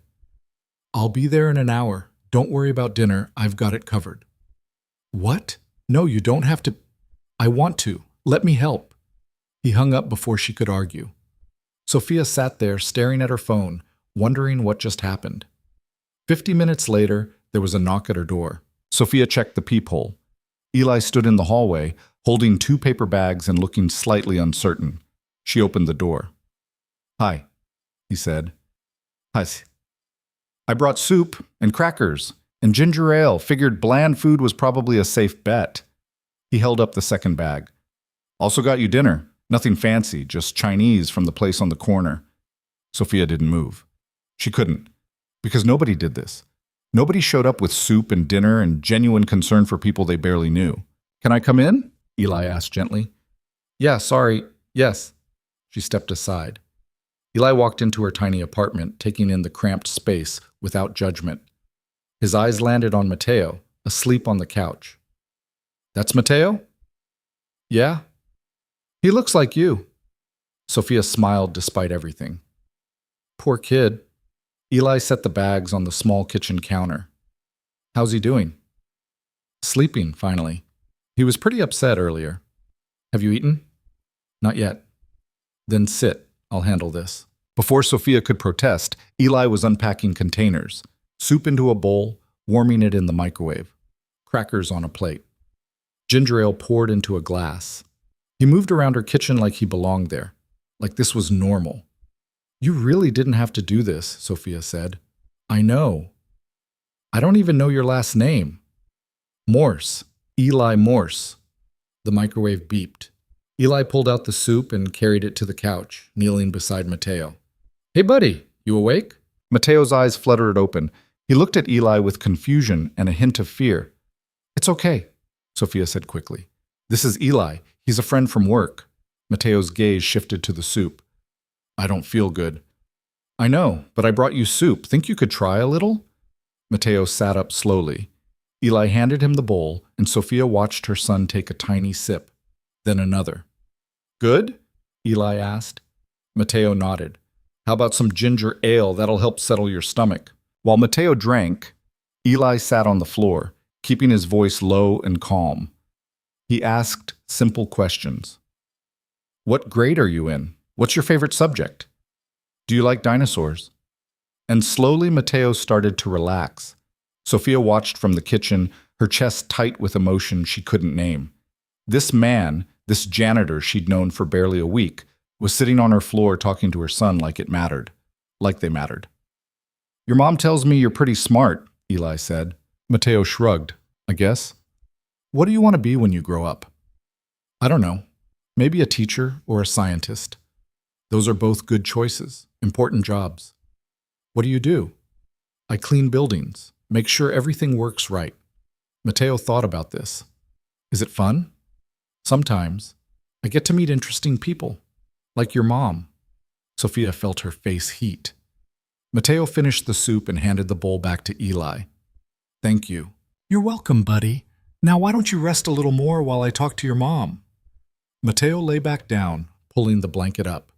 Within minutes, he was asleep again. Eli stood and walked back to the kitchen where Sophia was still standing, frozen. He seems like a great kid, Eli said quietly. He is. You're doing a good job with him. Sophia felt tears prick her eyes. Most days I feel like I'm failing. You're not.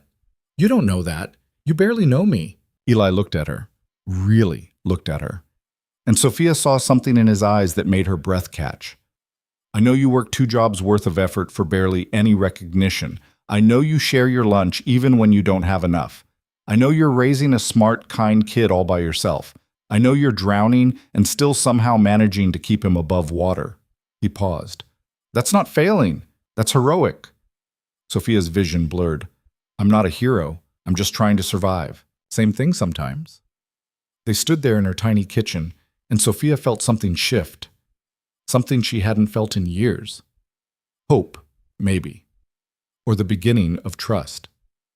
Thank you for coming, she said. For the soup. For everything. Can I ask you something? Yeah. If I gave you my number, my real number, not the work directory, would you use it? If Mateo gets sick again, or you need help, or you just need someone to talk to. Sophia hesitated. Why are you being so nice to me? Eli smiled, and it was sad around the edges. Because someone should be. And because I know what it's like to do this alone. After my wife died, I was a wreck. Single dad trying to keep a business running, barely holding it together. People helped me, showed up when I needed it. I'm just paying it forward. I can't pay you back. I'm not asking you to. He pulled out his phone and showed her his contact info. Sophia added it to her own phone, her hands shaking slightly. Call me if you need anything, Eli said. I mean it. Anything. After he left, Sophia sat on the couch beside Mateo and cried. Quiet tears that she'd been holding back for months. Someone had shown up. Someone had cared. And for the first time in a long time, she felt like maybe she wasn't completely alone. Ethan drove home through evening traffic, thinking about Mateo's wide eyes and Sophia's cramped apartment, and the way she'd looked at him when he offered his number. Like she couldn't quite believe it was real. He'd crossed a line today. Multiple lines, probably. Getting personally involved with an employee. Going to her home. Meeting her kid. Patricia would have a stroke if she knew, but Ethan couldn't bring himself to care. He'd spent 2 weeks pretending to be someone else, seeing the company through different eyes, learning what it actually felt like to be at the bottom of the ladder he'd built. And somewhere in that process, he'd remembered something he'd lost after Caroline died. He'd remembered what it felt like to connect with people, to care about someone else's pain, to show up, not because it served him, but because it was the right thing to do. He pulled into his driveway and sat there for a moment, staring at his house. Tomorrow he'd have to go back to being Ethan Cross, CEO. Deal with the fallout from Martin's termination. Field calls from angry board members. Navigate the media circus. But tonight, he'd been Eli Morse. Maintenance worker, single dad, friend to someone who needed one. And that felt more real than anything he'd done in years. Inside, Emma was waiting with another drawing. This one showed 3 stick figures, her, him, and a woman with dark hair. "Who's that?" Ethan asked, pointing to the woman. "I don't know yet," Emma said. "But you're going to meet her soon, I can tell." Ethan looked at his daughter, too perceptive for 7 years old, and wondered what she saw that he didn't. "Maybe I already did," he said quietly. Emma smiled like she knew a secret.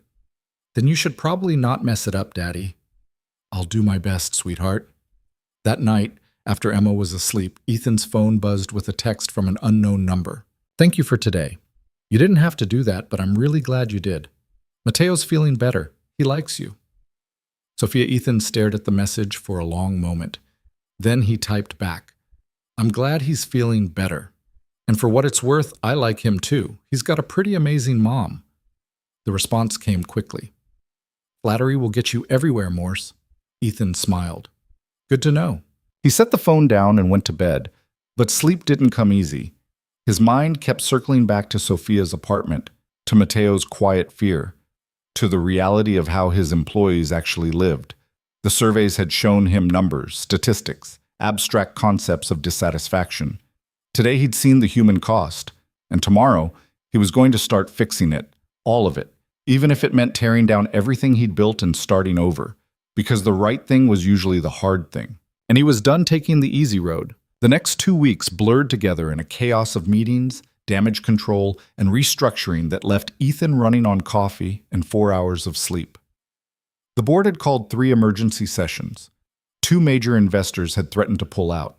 The press was having a field day with headlines like "Billionaire CEO's Conscience Crisis" and "Cross Industries Too Little Too Late." Ethan sat through it all with the same calm determination, refusing to back down. He'd stopped going undercover. The janitor uniform stayed in his closet. There wasn't time anymore, and besides, the charade felt wrong now. He knew what he needed to know. The rest was action. Patricia had compiled a list of 43 formal complaints filed over the past 5 years that had been dismissed or minimized. Ethan read every single one, then called in each person who was still with the company. Some meetings lasted 10 minutes. Others lasted an hour. He listened, took notes, and promised change. Some people believed him. Most didn't. He couldn't blame them. On Wednesday afternoon, he was reviewing the new HR policy draft when his phone buzzed. Sophia's name lit up the screen. "Mateo has a soccer game Saturday morning. He asked if you wanted to come. No pressure, but he really liked you. S." Ethan stared at the message. He hadn't seen Sophia since that night at her apartment. They texted a few times, mostly her thanking him again and him deflecting. But he'd been careful to keep his distance. Getting more involved felt dangerous. Not because of company policy. He'd checked. There was nothing preventing a maintenance worker from being friends with someone from accounting. But because every time he thought about Sophia, he felt the weight of the lie between them growing heavier. She thought he was Eli Morse, a janitor, a regular guy living a regular life. She had no idea she was texting the CEO who'd fired her former boss and sent the company into upheaval.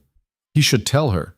He knew he should tell her. But every time he tried to imagine that conversation, it ended badly. His finger hovered over the keyboard. Then he typed, "What time's the game?" The response came immediately. 10 a.m., Lincoln Park Field 3. Fair warning, his team is terrible. But he tries really hard. Ethan smiled despite himself. "I'll be there." On Thursday, Sophia started her second week with Sarah Chen's analytics team. The difference from working under Martin was staggering. Sarah actually explained things instead of just criticizing. She asked questions instead of making accusations. When Sophia stayed late to finish a report, Sarah noticed and thanked her. It felt like working in a different company entirely. "You settling in okay?" Janet asked during lunch. They'd started eating together in the cafeteria, both of them relieved to be out from under Martin's shadow. Yeah, Sarah's great. The work is actually interesting. Sophia poked at her salad. I keep waiting for the other shoe to drop. What do you mean? It's too good. I got transferred away from Martin right before he got fired. Now I'm on a team where people are actually decent. It feels like a setup. Janet shook her head. Sometimes good things just happen, Sophia. Not to me, they don't. Then maybe it's time they started. Sophia wanted to believe that. She really did. But life had taught her to be skeptical of good fortune. It usually came with a price tag she couldn't afford. Her phone buzzed. Text from her mother. Mateo's doctor appointment is Tuesday. I can watch him after if you need to get back to work. Sophia had almost forgotten about the appointment. Almost. The anxiety about it had been sitting in her stomach like a stone for weeks. Thanks, Mama. I'll let you know. She put the phone away and tried to focus on her lunch, but the worry wouldn't leave. What if something was actually wrong with Mateo? What if it wasn't just stress? What if it was something serious and she couldn't afford to fix it? Her insurance through Cross Industries was decent, but there were still copays, deductibles, things that added up fast when you were living paycheck to paycheck. You okay? Janet asked. Just thinking about my son. He's been having stomach issues. Kids are resilient. He'll be fine. Sophia nodded and didn't mention that resilience was what you said when you couldn't afford proper medical care. Friday evening, Ethan left work early to pick up Emma from school. She came running out with paint on her shirt and a huge smile. We made self-portraits today. I can see that. Ethan gestured at the paint. Is that part of yours? It's abstract, Daddy. Mrs. Palmer says I have a unique artistic vision. I bet you do, sweetheart. On the drive home, Emma chattered about her day, about how Madison had gotten in trouble for talking, about how Tyler hadn't eaten glue this week, about her friend Lucas, who was having a birthday party next month. Normal kid stuff, the kind of everyday details that made Ethan's chest ache with gratitude. He'd almost lost this after Caroline died, almost let grief swallow him whole. Work had been his escape then, throwing himself into building the company because it was easier than dealing with the emptiness at home. Somewhere in that process, he'd stopped seeing people as people. They'd become assets, resources, numbers on a spreadsheet. Martin had been right about that, even if he'd been wrong about everything else. Daddy, you're doing that thing again. Ethan glanced at Emma in the rearview mirror. What thing? The thinking too hard thing. Your face gets all scrunchy. Sorry, just got a lot on my mind. Is it work stuff? Some of it. Is some of it about the lady from my drawing? Ethan almost swerved. What? The one with dark hair. You said you met her. Emma kicked her feet against her car seat. Are you going to see her again? Actually, yeah, she has a son about your age. He has a soccer game tomorrow. I said I'd go watch. Emma's eyes went wide. Can I come? I don't know if that's a good idea. Please? I never get to do anything fun on Saturdays, and I like soccer, and I want to meet her. Ethan thought about it. Bringing Emma meant this was more than just helping out a friend. It meant crossing another line, making this more real. But maybe that's what he wanted. Maybe he was tired of lines. Okay, he said, but you have to be on your best behavior. I'm always on my best behavior. Emma. Okay, fine. I'll be extra good. Saturday morning dawned clear and cool. Ethan dressed in jeans and a sweater, feeling strange in casual clothes. He couldn't remember the last time he'd gone somewhere on a weekend that wasn't work-related. Emma wore her favorite purple jacket and sneakers that lit up when she walked. She bounced the entire drive to Lincoln Park, asking questions about Mateo and his mom and whether there would be snacks. I don't know if there are snacks. There's always snacks at sports things, Daddy. That's like a rule. They arrived at the field 10 minutes early. A handful of parents were already setting up folding chairs on the sidelines. Kids in oversized jerseys ran drills that looked more like organized chaos. Ethan scanned the crowd and spotted Sophia standing near the bench, holding a water bottle and looking anxious. Mateo was on the field, small even among 6-year-olds, concentrating hard on kicking the ball toward the goal. Is that them? Emma whispered. Yeah. She's pretty. Emma. What? She is. They walked over. Sophia saw them coming and her face lit up. You came. Then she noticed Emma. And you brought reinforcements. This is my daughter, Emma. She insisted on coming. Emma stuck out her hand very formally. Nice to meet you, Ms. Reyes. Sophia shook her hand, trying not to smile. You can call me Sophia, and it's nice to meet you too, Emma. Your son is number 7, right? The one with the really good focus face? That's him. He looks fast. He tries really hard. The winning part doesn't always work out. The game started a few minutes later. Emma was right about the snacks. Someone's mom had brought orange slices and juice boxes. The team was also, as Sophia had warned, terrible. But Matteo ran his heart out, chasing the ball with determination even when the other team scored. Again and again. Come on, Matteo, Emma shouted from the sidelines. You've got this. Sophia glanced at Ethan. She's sweet. She's something. They watched in comfortable silence for a few minutes. The game was tied 3-3, which felt like a miracle given how the first half had gone. How's the new team? Ethan asked. Good. Really good, actually. Sarah's amazing. The work is interesting. I actually look forward to going in. That's great. It's strange, honestly. I keep waiting for it to fall apart. Sophia wrapped her arms around herself. Things don't usually work out this well for me. Ethan wanted to tell her she deserved every good thing, that she'd earned it through sheer determination and grace under impossible circumstances, that watching her keep going despite everything had reminded him what real strength looked like. But he couldn't say any of that without revealing too much. So instead he said, maybe your luck is changing. Maybe. She didn't sound convinced. On the field, Matteo got control of the ball. He dribbled toward the goal, focused and determined. A kid from the other team tried to steal it. Matteo dodged, kicked, and sent the ball sailing past the goalie. The small crowd erupted. Sophia jumped up screaming. Emma was hopping up and down. Matteo stood there looking shocked, then broke into the biggest smile Ethan had ever seen. He scored! Sophia grabbed Ethan's arm without thinking. He actually scored. That was a great shot. He's been trying all season, and this is his first goal. She had tears in her eyes. Happy ones. I need to... Excuse me. She ran onto the field the second the whistle blew, scooping Matteo up and spinning him around. He was laughing, face flushed with pride and joy. Emma tugged on Ethan's sleeve. That was really cool. Yeah, it was. I like them, Daddy. Can we keep them? Ethan looked down at his daughter, who was watching Sophia and Matteo with an expression that reminded him painfully of Caroline. That same open-hearted kindness that saw people and wanted to help. It's not that simple, sweetheart. Why not? You like her, she likes you, they need help, and we can help. Seems simple to me. There are things you don't understand. Then explain them. How did he explain to a 7-year-old that he'd built his friendship with Sophia on a lie?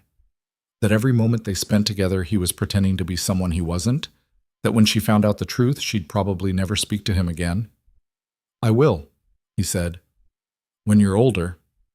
Adults always say that, because it's usually true. After the game, they all went out for ice cream. Emma and Matteo bonded over their shared love of chocolate chip. Sophia tried to pay, Ethan insisted, and they compromised by agreeing to split it.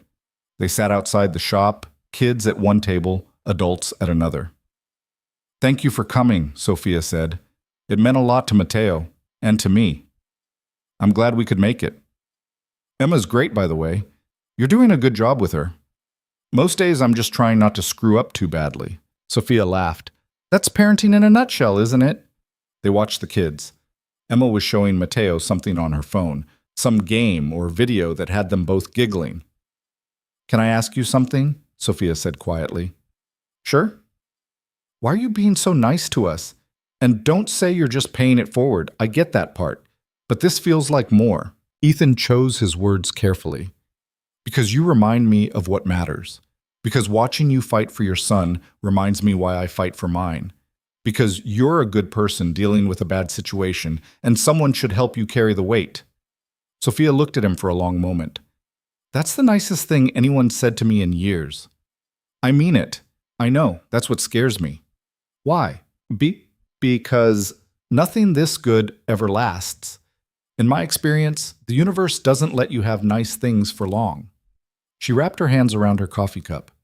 Matteo's father said all the right things too, promised he'd be there, that we'd figure it out together. Then he left. The second things got hard. I'm not him. I know, I think I know, but I've been wrong before. Ethan wanted to reach across the table and take her hand, wanted to promise he wouldn't leave, wouldn't hurt her, wouldn't let her down. But he couldn't make those promises, because when she found out who he really was, she might be the one who left. They finished their ice cream and walked back to the parking lot. Emma and Matteo had exchanged phone numbers, which meant they'd probably be texting constantly. Same time next week? Sophia asked. Matteo has another game. We'll be there. On the drive home, Emma was unusually quiet. What are you thinking about? Ethan asked. You should tell her. Tell her what? Who you are. What you do. All of it. Emma met his eyes in the mirror. She likes you, but she likes Eli, not the CEO version. You need to tell her before it gets worse. Ethan gripped the steering wheel. When did you get so smart? I've always been smart, Daddy. You just don't always listen. She was right. Of course she was right. But that didn't make it easier. Tuesday morning, Sophia took a half day off for Matteo's doctor appointment. She'd been anxious about it all week, barely sleeping the night before. The doctor was kind, thorough. He examined Matteo, asked questions, ran some basic tests. I don't see anything physically wrong, he said finally. No infections, no digestive issues, nothing concerning, which means this is likely anxiety-related. Sophia had expected this. It didn't make hearing it any easier. What do I do? She asked. Address the sources of stress in his environment. Counseling might help. There are some good pediatric therapists in the area. He handed her a referral sheet. In the meantime, keep doing what you're doing. Routine, stability, reassurance. He's got a good mom. That counts for a lot. Outside, Sophia looked at the referral sheet. The therapist listed probably cost $100 an hour, maybe more. Her insurance might cover some of it. Maybe. Her phone buzzed. Text from Eli. How'd the appointment go? Sophia stared at the message. They'd been texting more over the past few days. Nothing heavy, just small talk. Funny observations about work. Emma had sent Matteo 3 videos of her cat. It felt normal, comfortable, dangerous. She typed back, Doctor says it's anxiety. Recommended therapy. The response came quickly. That's good news, right? Nothing physically wrong? Yeah, but therapy is expensive. There are sliding scale clinics. I can send you some names if you want. Sophia felt something crack in her chest. He was always doing this. Always helping. Always showing up. And she was falling for him. Actually falling. Which terrified her more than anything. That would be great. Thank you. That night, Ethan sat in his home office, staring at the list of pediatric therapists Patricia had compiled for him. He'd asked her to find the best ones in the city, ones that offered sliding scale payments or worked with insurance. He'd forwarded the list to Sophia an hour ago. Now he was trying to figure out how to tell her the truth. He'd drafted the text message 17 times. Each version sounded worse than the last. Hey, so I'm actually not a janitor. I'm the CEO. Surprise? There's something I need to tell you about who I really am. I've been lying to you about my job and my name and basically everything. None of it worked because there was no good way to say everything you think you know about me is a lie. His phone rang. Patricia. We have a problem, she said without preamble. What now? Someone leaked details about the Martin termination to the press. They're running a story tomorrow about the investigation, the complaints, all of it. Ethan closed his eyes. How bad? Bad enough.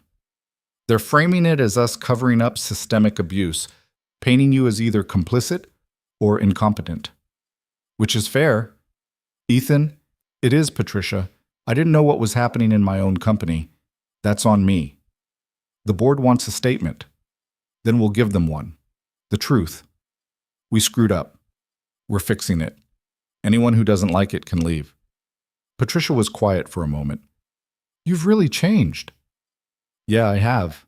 After he hung up, Ethan pulled up his text thread with Sophia. She'd sent a thumbs up to the therapist list. Then another message. Matteo asked if you and Emma want to come over for dinner this week. I told him I'd ask. No pressure, obviously. Ethan stared at the message. Dinner meant more time together, more moments of connection, more lies piling up between them. But it also meant seeing Sophia smile. watching Emma and Matteo become friends, feeling like part of something real. He typed back before he could overthink it. "We'd love to. When works for you?" The response was almost instant. "Thursday? Fair warning, I'm not a great cook, but I make a decent spaghetti. Thursday's perfect, and I like spaghetti." He set the phone down and put his head in his hands. He was in so deep now. Too deep to back out without destroying everything. But Emma was right.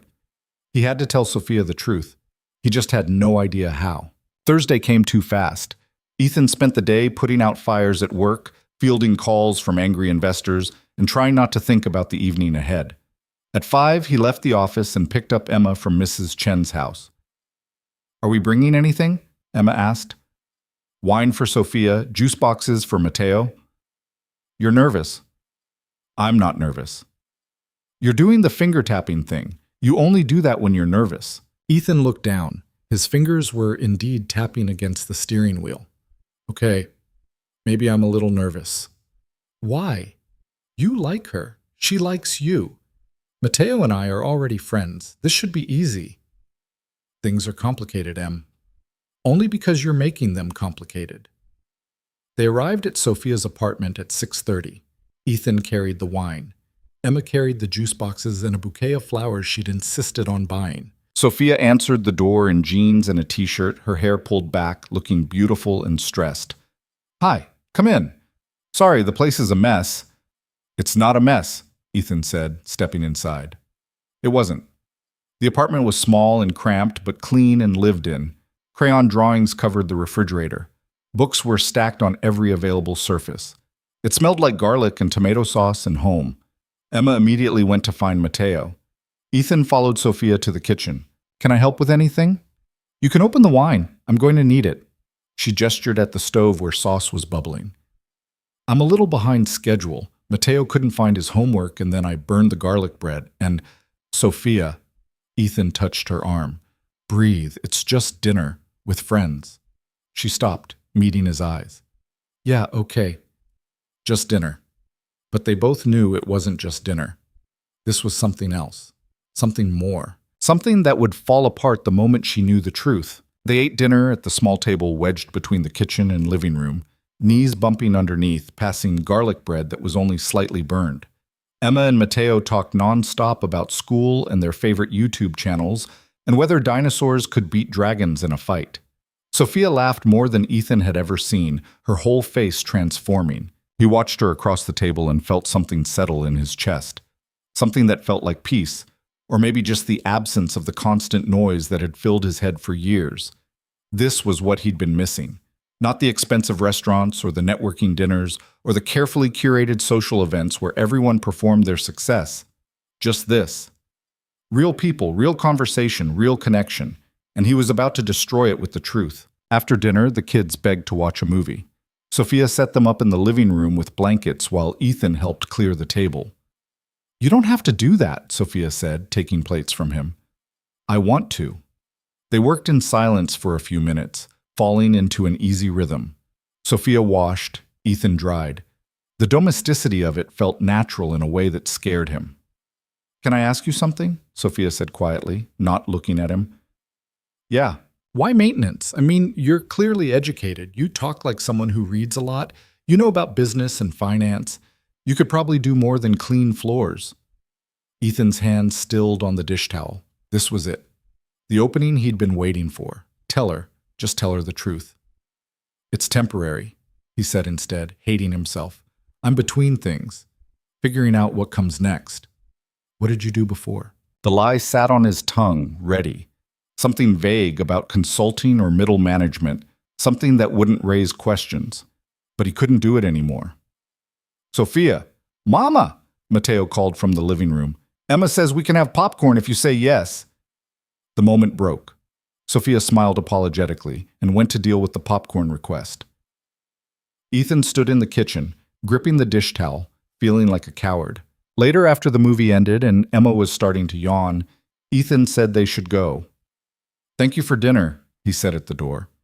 "Thank you for coming, and for helping clean up, and for—" Sophia gestured vaguely.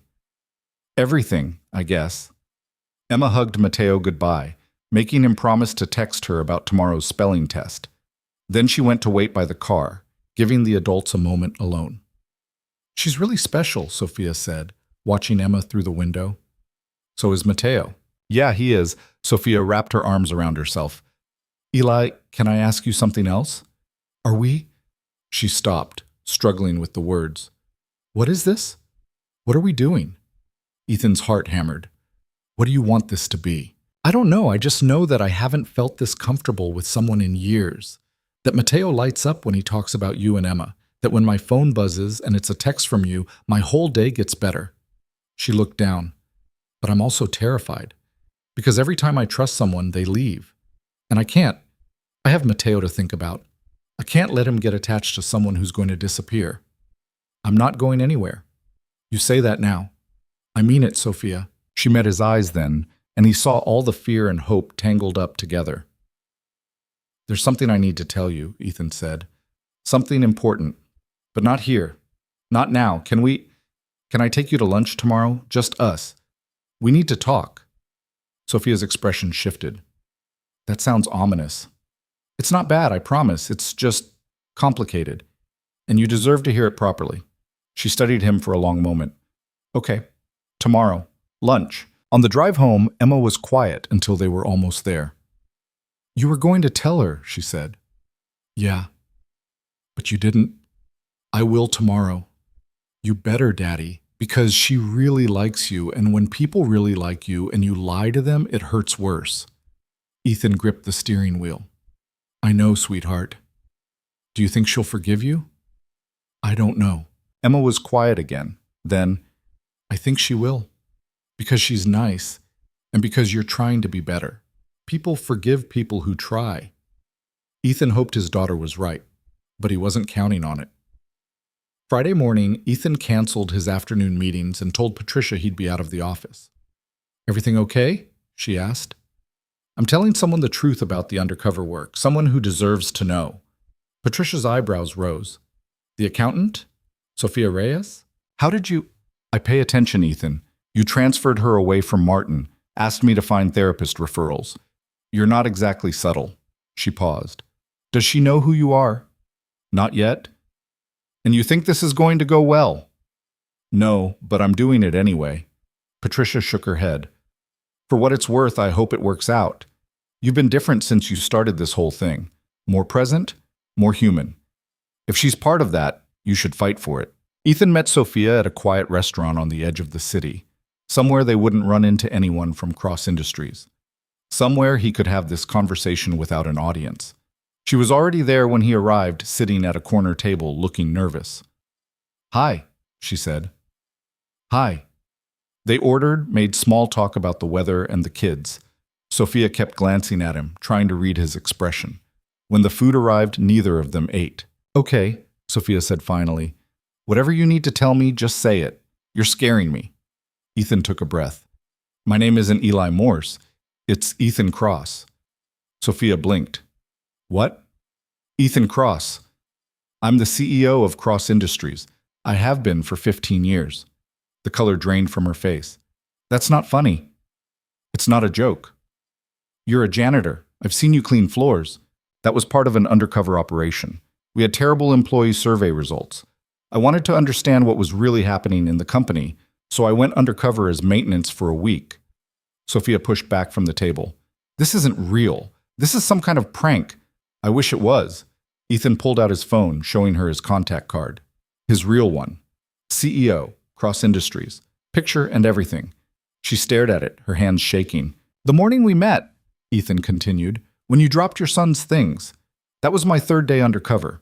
I was trying to understand the disconnect between management and workers. Then I met you, and I saw what Martin was doing, how he treated people, how the whole system was broken. You fired Martin. Her voice was barely a whisper. Yeah. You transferred me. I couldn't stand watching him destroy you, so yes, I intervened. Sophia stood up. I need to leave. Sophia, please. You lied to me for weeks. You came to my apartment, met my son. Let me... Her voice broke. I told you things. personal things. I trusted you. Everything I felt was real. Everything I said about caring about you and Matteo, that was true. But you lied about who you were. You're a billionaire CEO playing dress-up, slumming it with the poor people to see how the other half lives. And She grabbed her purse, her eyes shining with tears. I actually thought you understood. Thought you knew what it was like to struggle. But this was all just some experiment to you. No, Sophia, that's not... But she was already walking away. Ethan sat there, watching her leave, feeling like he'd been gutted. The waiter came by, looking concerned. Is everything all right, sir? No, Ethan said quietly. Everything is very much not all right. He paid the check and sat there for another 20 minutes, staring at his untouched food, trying to figure out how to fix this. His phone buzzed. Text from Emma, sent from Mrs. Chen's phone. Did you tell her? Yes. Did she forgive you? No. Are you going to fix it? Ethan stared at the message. Was he going to fix it? Could he fix it? He typed back, I'm going to try. Sophia made it 3 blocks before she had to stop, leaning against a building, trying to breathe through the tears. He'd lied. The one person she'd started to trust, the one person who'd made her feel like maybe things could be okay, had been lying the entire time. Not Eli Morse, maintenance worker, single dad struggling just like her. Ethan Cross, billionaire. The man who owned the company, who could have helped her with a word but instead watched her drown under Martin's abuse for weeks before deciding to intervene. Her phone buzzed. She ignored it. It buzzed again. She looked. Unknown number. This is Patricia Wong, head of HR at Cross Industries. Mr. Cross gave me your number in case of emergency. He's very concerned and asked me to make sure you're okay. Sophia almost threw her phone. Even now, even after she'd walked away, he was trying to manage the situation, sending his HR director to check on her like she was a problem to be solved. She texted back, Tell Mr. Cross I'm fine, and tell him not to contact me again. She turned off her phone and went to pick up Matteo early from school. Why are you sad, Mama? Matteo asked on the bus ride home. Just a bad day, baby. Did something happen with Eli? Sophia's throat tightened. His name isn't Eli, and yeah, something happened. Are we still friends with him and Emma? I don't know, Maddie. Matteo was quiet for a moment, then, I hope we are. I like them. I know, baby, I know. That weekend was brutal. Matteo kept asking about Emma. Sophia kept avoiding her phone, which kept buzzing with messages she wouldn't read. On Sunday, her mother came over and found her crying in the kitchen. Mija, what happened? Sophia told her everything. The undercover CEO. The lies. The betrayal. Her mother listened, then sighed. Men are idiots. That's it? That's your advice? No, my advice is that you need to figure out if he lied to hurt you or if he lied because he's an idiot who didn't know how to tell the truth. Does it matter? Yes, it matters. Her mother took Sophia's hands. You've been hurt before. By Matteo's father. By life. You've built walls to protect yourself. But this man, even if he lied, he showed up. He helped when you needed it. He cared about your son. Those things were real, weren't they? Sophia nodded, unable to speak. Then maybe he deserves a chance to explain. Really explain. Not in a restaurant where you can run away, but somewhere you can hear him. I don't know if I can. You're stronger than you think, Mija. You always have been. Monday morning, Sophia went to work with her walls firmly back in place. She avoided the lobby, took the stairs instead of the elevator, kept her head down. At lunch, Janet found her in the break room. You okay? You've been weird all morning. I'm fine. You're not fine. What happened? Sophia looked at Janet, this woman who'd survived years of Martin's abuse and still showed up every day with kindness and humor.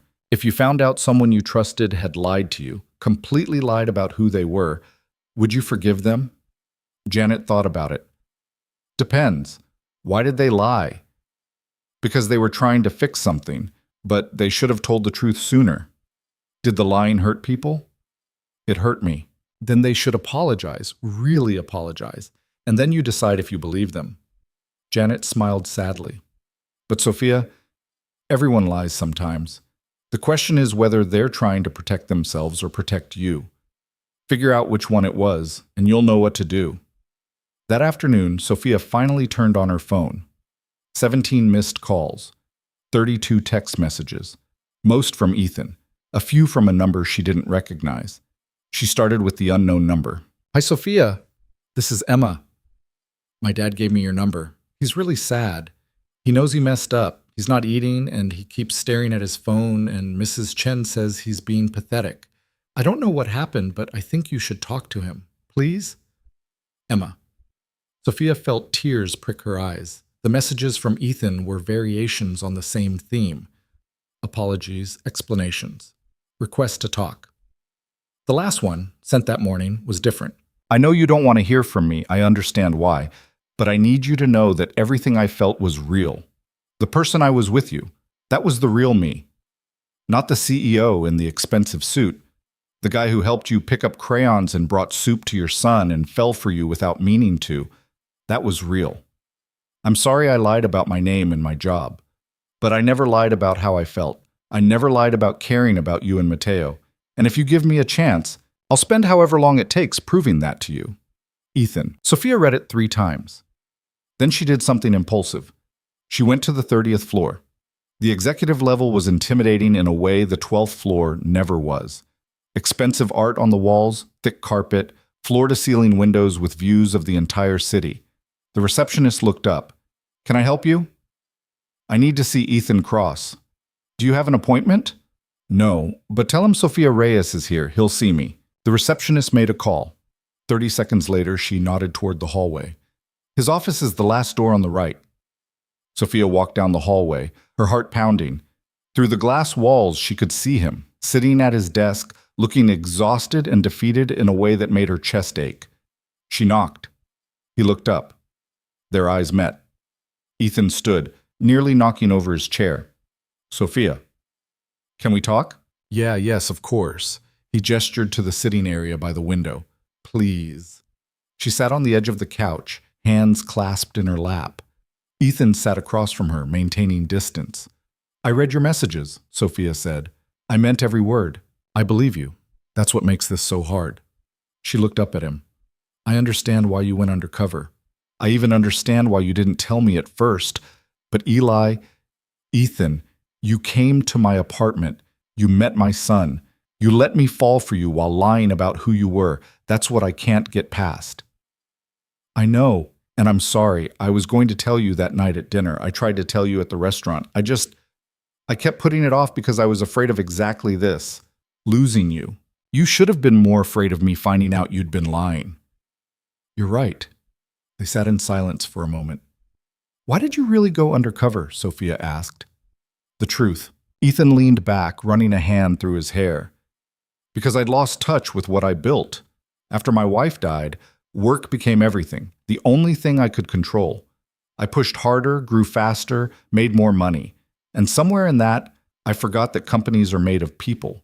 I forgot to care about anything except the bottom line. He met her eyes. Then I read those surveys and realized I'd created exactly the kind of toxic environment I'd sworn I'd never build. So I went undercover to see how bad it was. And? It was worse than I thought. Martin was just the most visible problem. The whole culture was broken. People were afraid, burned out, staying because they had no choice, not because they wanted to be there. And you decided to fix it. I'm trying to. We've implemented new policies, better parental leave, actual enforcement of harassment complaints, anonymous reporting systems. It's not perfect yet, but it's better. Sophia nodded slowly. Why didn't you just tell me all this when we first met? Because I wanted to observe without influencing behavior. If people knew the CEO was watching, they'd act differently. I needed to see the truth. He paused. But then I met you, and suddenly it wasn't about the experiment anymore. It was about you. What about me? You reminded me what it meant to be human, to struggle, to keep going even when everything's falling apart. You shared your lunch with a janitor you barely knew. You treated everyone with kindness even though you were drowning. You were the best thing I'd seen in that building, and I wanted to know you, not as the CEO, just as a person. So you lied. So I lied. Ethan's voice was heavy with regret. And I hurt you. And I'm sorrier about that than I've been about anything in a long time. Sophia stood, walking to the window. The city spread out below, millions of people living millions of lives. From up here, they all look so small. I grew up poor, she said quietly, really poor. My mom worked 3 jobs. We lived in a 1-bedroom apartment with my aunt and her kids. I wore secondhand clothes and ate free school lunch and knew that every opportunity I got I had to fight for because nobody was going to hand me anything. She turned to face him. I worked my way through college, raised Matteo alone, clawed my way into this job, and every single day I felt like I was one mistake away from losing everything. People like Martin looked at me and saw someone disposable, someone who didn't matter. You matter, Ethan said quietly. To who? To you? The billionaire who decided I was an interesting case study? That's not fair, isn't it? You watched me struggle under Martin for weeks before doing anything. You could have helped sooner, but you didn't. You're right. I should have intervened immediately, but I was still gathering evidence, still building the case to fire him properly. If I'd acted too quickly, he could have sued and the whole thing would have gotten buried. Ethan stood, moving closer. But Sophia, the transfer had nothing to do with the investigation timeline. I moved you because I couldn't stand watching him hurt you one more day. That was personal. That was me, caring about you specifically. As the CEO, as both, as all of me. He stopped a few feet away. I'm not good at this, at being vulnerable, at letting people in. After Caroline died, I shut down, focused on Emma and work and nothing else. Then I met you, and suddenly I remembered what it felt like to care about someone, to want to be around them, to want to be better because of them. Sophia felt tears threatening again. You lied to me, Ethan. I did. And I'll regret that for the rest of my life. But I never lied about my feelings. Every moment we spent together, every conversation, every text message, that was real. The person I was with you, that's who I want to be. Not the CEO who forgot his humanity, the man who remembered it because of you. I don't know if I can trust you again. Then let me earn it back, however long it takes. I'll prove that I'm worth trusting. What if you can't? Then I'll have tried, and I'll know I did everything I could. He took a breath. But Sophia, I'm not giving up on this. On us. Not without a fight. Sophia looked at him, really looked at him. She saw the exhaustion, the regret, the hope beneath all of it. She also saw the man who'd shown up at her apartment with soup, who'd watched Matteo score his first goal and cheered like it was the World Cup, who'd sent her therapist referrals and checked in when she needed it. The lie was real, but so was everything else. I need time, she said finally. Take all the time you need. And I need you to be honest about everything. No more secrets. I promise. And I need, she stopped, struggling. I need to know this isn't charity, that you don't see me as some project to fix or some way to ease your guilt about the company. Ethan closed the distance between them, stopping just short of touching her. You're not a project. You're not charity. You're someone who makes me want to be better, who reminds me what actually matters, who I think about first thing in the morning and last thing at night. His voice dropped. You're someone I'm falling in love with, even though I know I probably don't deserve that chance. Sophia's breath caught. I can't promise this will be easy, Ethan continued. I'm still learning how to balance everything, how to be a good CEO and a good father and a good partner. I'll probably screw up again, but I can promise that I'll never lie to you again, that I'll show up, that I'll fight for you and Matteo as hard as I fight for anything. Sophia felt something loosen in her chest. The walls she'd built, brick by careful brick, starting to crumble. Emma texted me, she said. Ethan's eyes widened. She did? Called you pathetic. That sounds like her. She also said you weren't eating. I wasn't particularly hungry. Sophia smiled despite herself. Matteo's been asking about you too, about Emma. He misses you both. Emma's been doing the same. I had to confiscate her phone because she was texting Matteo every 5 minutes. They stood there, the space between them charged with possibility. I'm scared, Sophia admitted. Me too. What if this doesn't work? What if it does? Sophia took a shaky breath. Then she closed the distance between them, reaching for his hand. Ethan laced his fingers through hers, the touch sending warmth through both of them. Slow, Sophia said. We do this slow. We rebuild trust. We figure out what this looks like with two kids and complicated lives and very different worlds. Slow works for me. And you introduce me to people as Sophia, not as the accountant, not as anything else. Just Sophia. Deal. And we tell the kids the truth. About everything. Agreed. Sophia squeezed his hand. Okay, then let's try this. Ethan pulled her closer, wrapping his arms around her. Sophia let herself lean into him, feeling safe for the first time in weeks. Thank you, he whispered into her hair. For what? For giving me another chance. For seeing past the lie to what was real. For being brave enough to try. Don't make me regret it. I won't, I promise. They stood there in his office, holding each other, while the city hummed below and the future stretched out ahead, uncertain but possible. That Saturday, they all met at the park after Mateo's soccer game. Emma had made a sign that said, "Go Mateo," with glitter and markers. Mateo beamed when he saw it. The game was another disaster, but Mateo didn't seem to care. He was just happy to have his friends there. Afterward, they sat on the grass eating ice cream while the kids ran around the playground. So, Sophia said, how do we explain this to them? The truth, Ethan said, that I made a mistake, that I'm sorry, that we're working on it. They're going to have questions. Kids always have questions. They called Emma and Mateo over. The kids sat down, looking between the adults with identical, suspicious expressions. We need to talk to you both about something, Sophia started. Are you getting married? Emma asked immediately. What? No, because that would be cool. Mateo and I already talked about it. We'd be good siblings. Mateo nodded seriously. I've always wanted a sister. Ethan and Sophia exchanged glances. We're not getting married, Ethan said. But we are.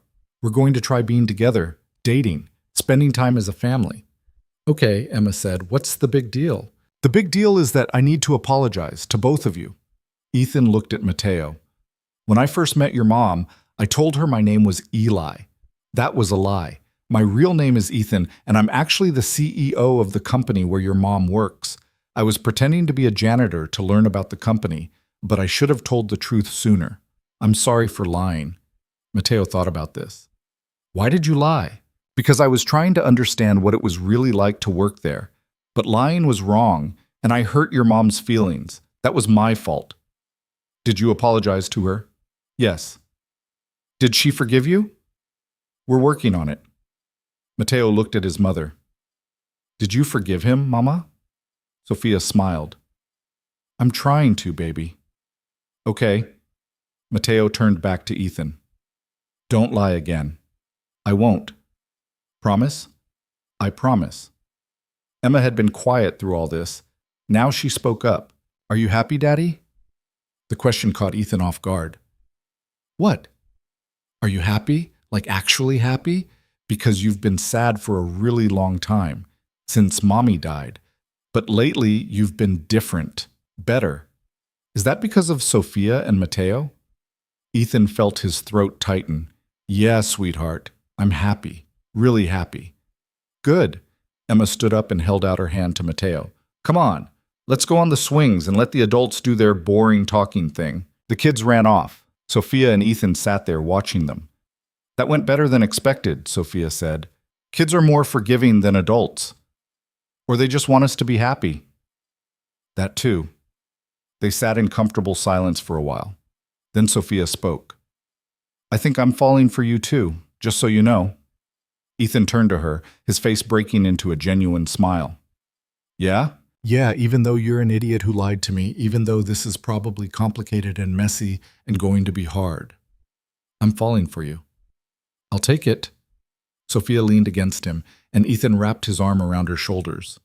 They watched their kids play, two single parents who'd found each other in the most unlikely way. The next few months weren't easy. There were awkward moments and difficult conversations. There were times when Sophia's fear of being hurt would flare up, and times when Ethan's guilt would eat at him. They had to navigate public scrutiny when word got out that the CEO was dating an employee. They had to figure out how to blend their families while giving the kids space to adjust. But they showed up. Every day they chose each other. They chose honesty over comfort. They chose to work through the hard parts instead of running from them. By the holidays, something had shifted. Emma and Matteo were inseparable, more like actual siblings than friends. Sophia had been promoted to senior analyst, a position she'd earned entirely on her own merit. Ethan had implemented sweeping changes at Cross Industries, turning it into the kind of workplace he'd originally envisioned. On Christmas Eve, they were all at Ethan's house. Sophia and her mother were in the kitchen making tamales, a family tradition. Emma and Matteo were decorating cookies with more frosting than any human should consume. Ethan was attempting to assemble a bike for Matteo while reading instructions that made no sense. "You're doing it wrong," Sophia's mother said, walking in with a dish towel. "I'm aware. Let me help." Together, they got the bike assembled. Ethan sat back, looking at the chaos around him. His house, once so quiet and empty, was full of noise and laughter and life. Sophia came in, flower in her hair, and sat down beside him. "You okay?" she asked. "More than okay." He kissed her forehead. "Thank you." "For what?" "For taking a chance on me, for trusting me again, for bringing all this into my life." Sophia looked at their kids, covered in cookie frosting and giggling. "We're pretty great, aren't we?" "The greatest." Later that night, after the kids were asleep and Sophia's mother had gone home, Sophia and Ethan stood on the back porch looking at the stars. "I've been thinking," Sophia said, "about what you said, about me reminding you what matters." "You do. The thing is, you did the same for me. You reminded me that not everyone leaves, that sometimes people show up, that it's okay to let people help you. We helped each other." "Yeah, we did." She turned to him. "I love you. I should probably say that. I love you, Ethan Cross, even though you're a billionaire CEO who sometimes forgets to eat lunch. Even though you lied to me and I'm still a little mad about it, I love you." Ethan felt something break open in his chest. "I love you too. I love your strength and your stubbornness and the way you love Matteo. I love that you shared your sandwich with a janitor. I love that you gave me another chance when I didn't deserve it." They kissed under the stars, two people who'd found each other in the most unlikely way. Inside, Emma woke up and padded to the window. She saw them on the porch and smiled. Then she went back to bed, satisfied that her drawing from months ago had been prophetic after all. The next morning, Matteo scored another goal at his soccer game. This time, they were all there to see it. Emma screamed so loud she lost her voice. Sophia cried happy tears. Ethan felt his heart swell with pride for this kid who wasn't his by blood, but was becoming his in every way that mattered. After the game, they went for their traditional ice cream. While the kids debated toppings, Sophia's phone rang. She answered, stepping away from the table. When she came back, her face was pale. "What's wrong?" Ethan asked. "That was Matteo's therapist. She had a cancellation next week and wanted to know if we could take it.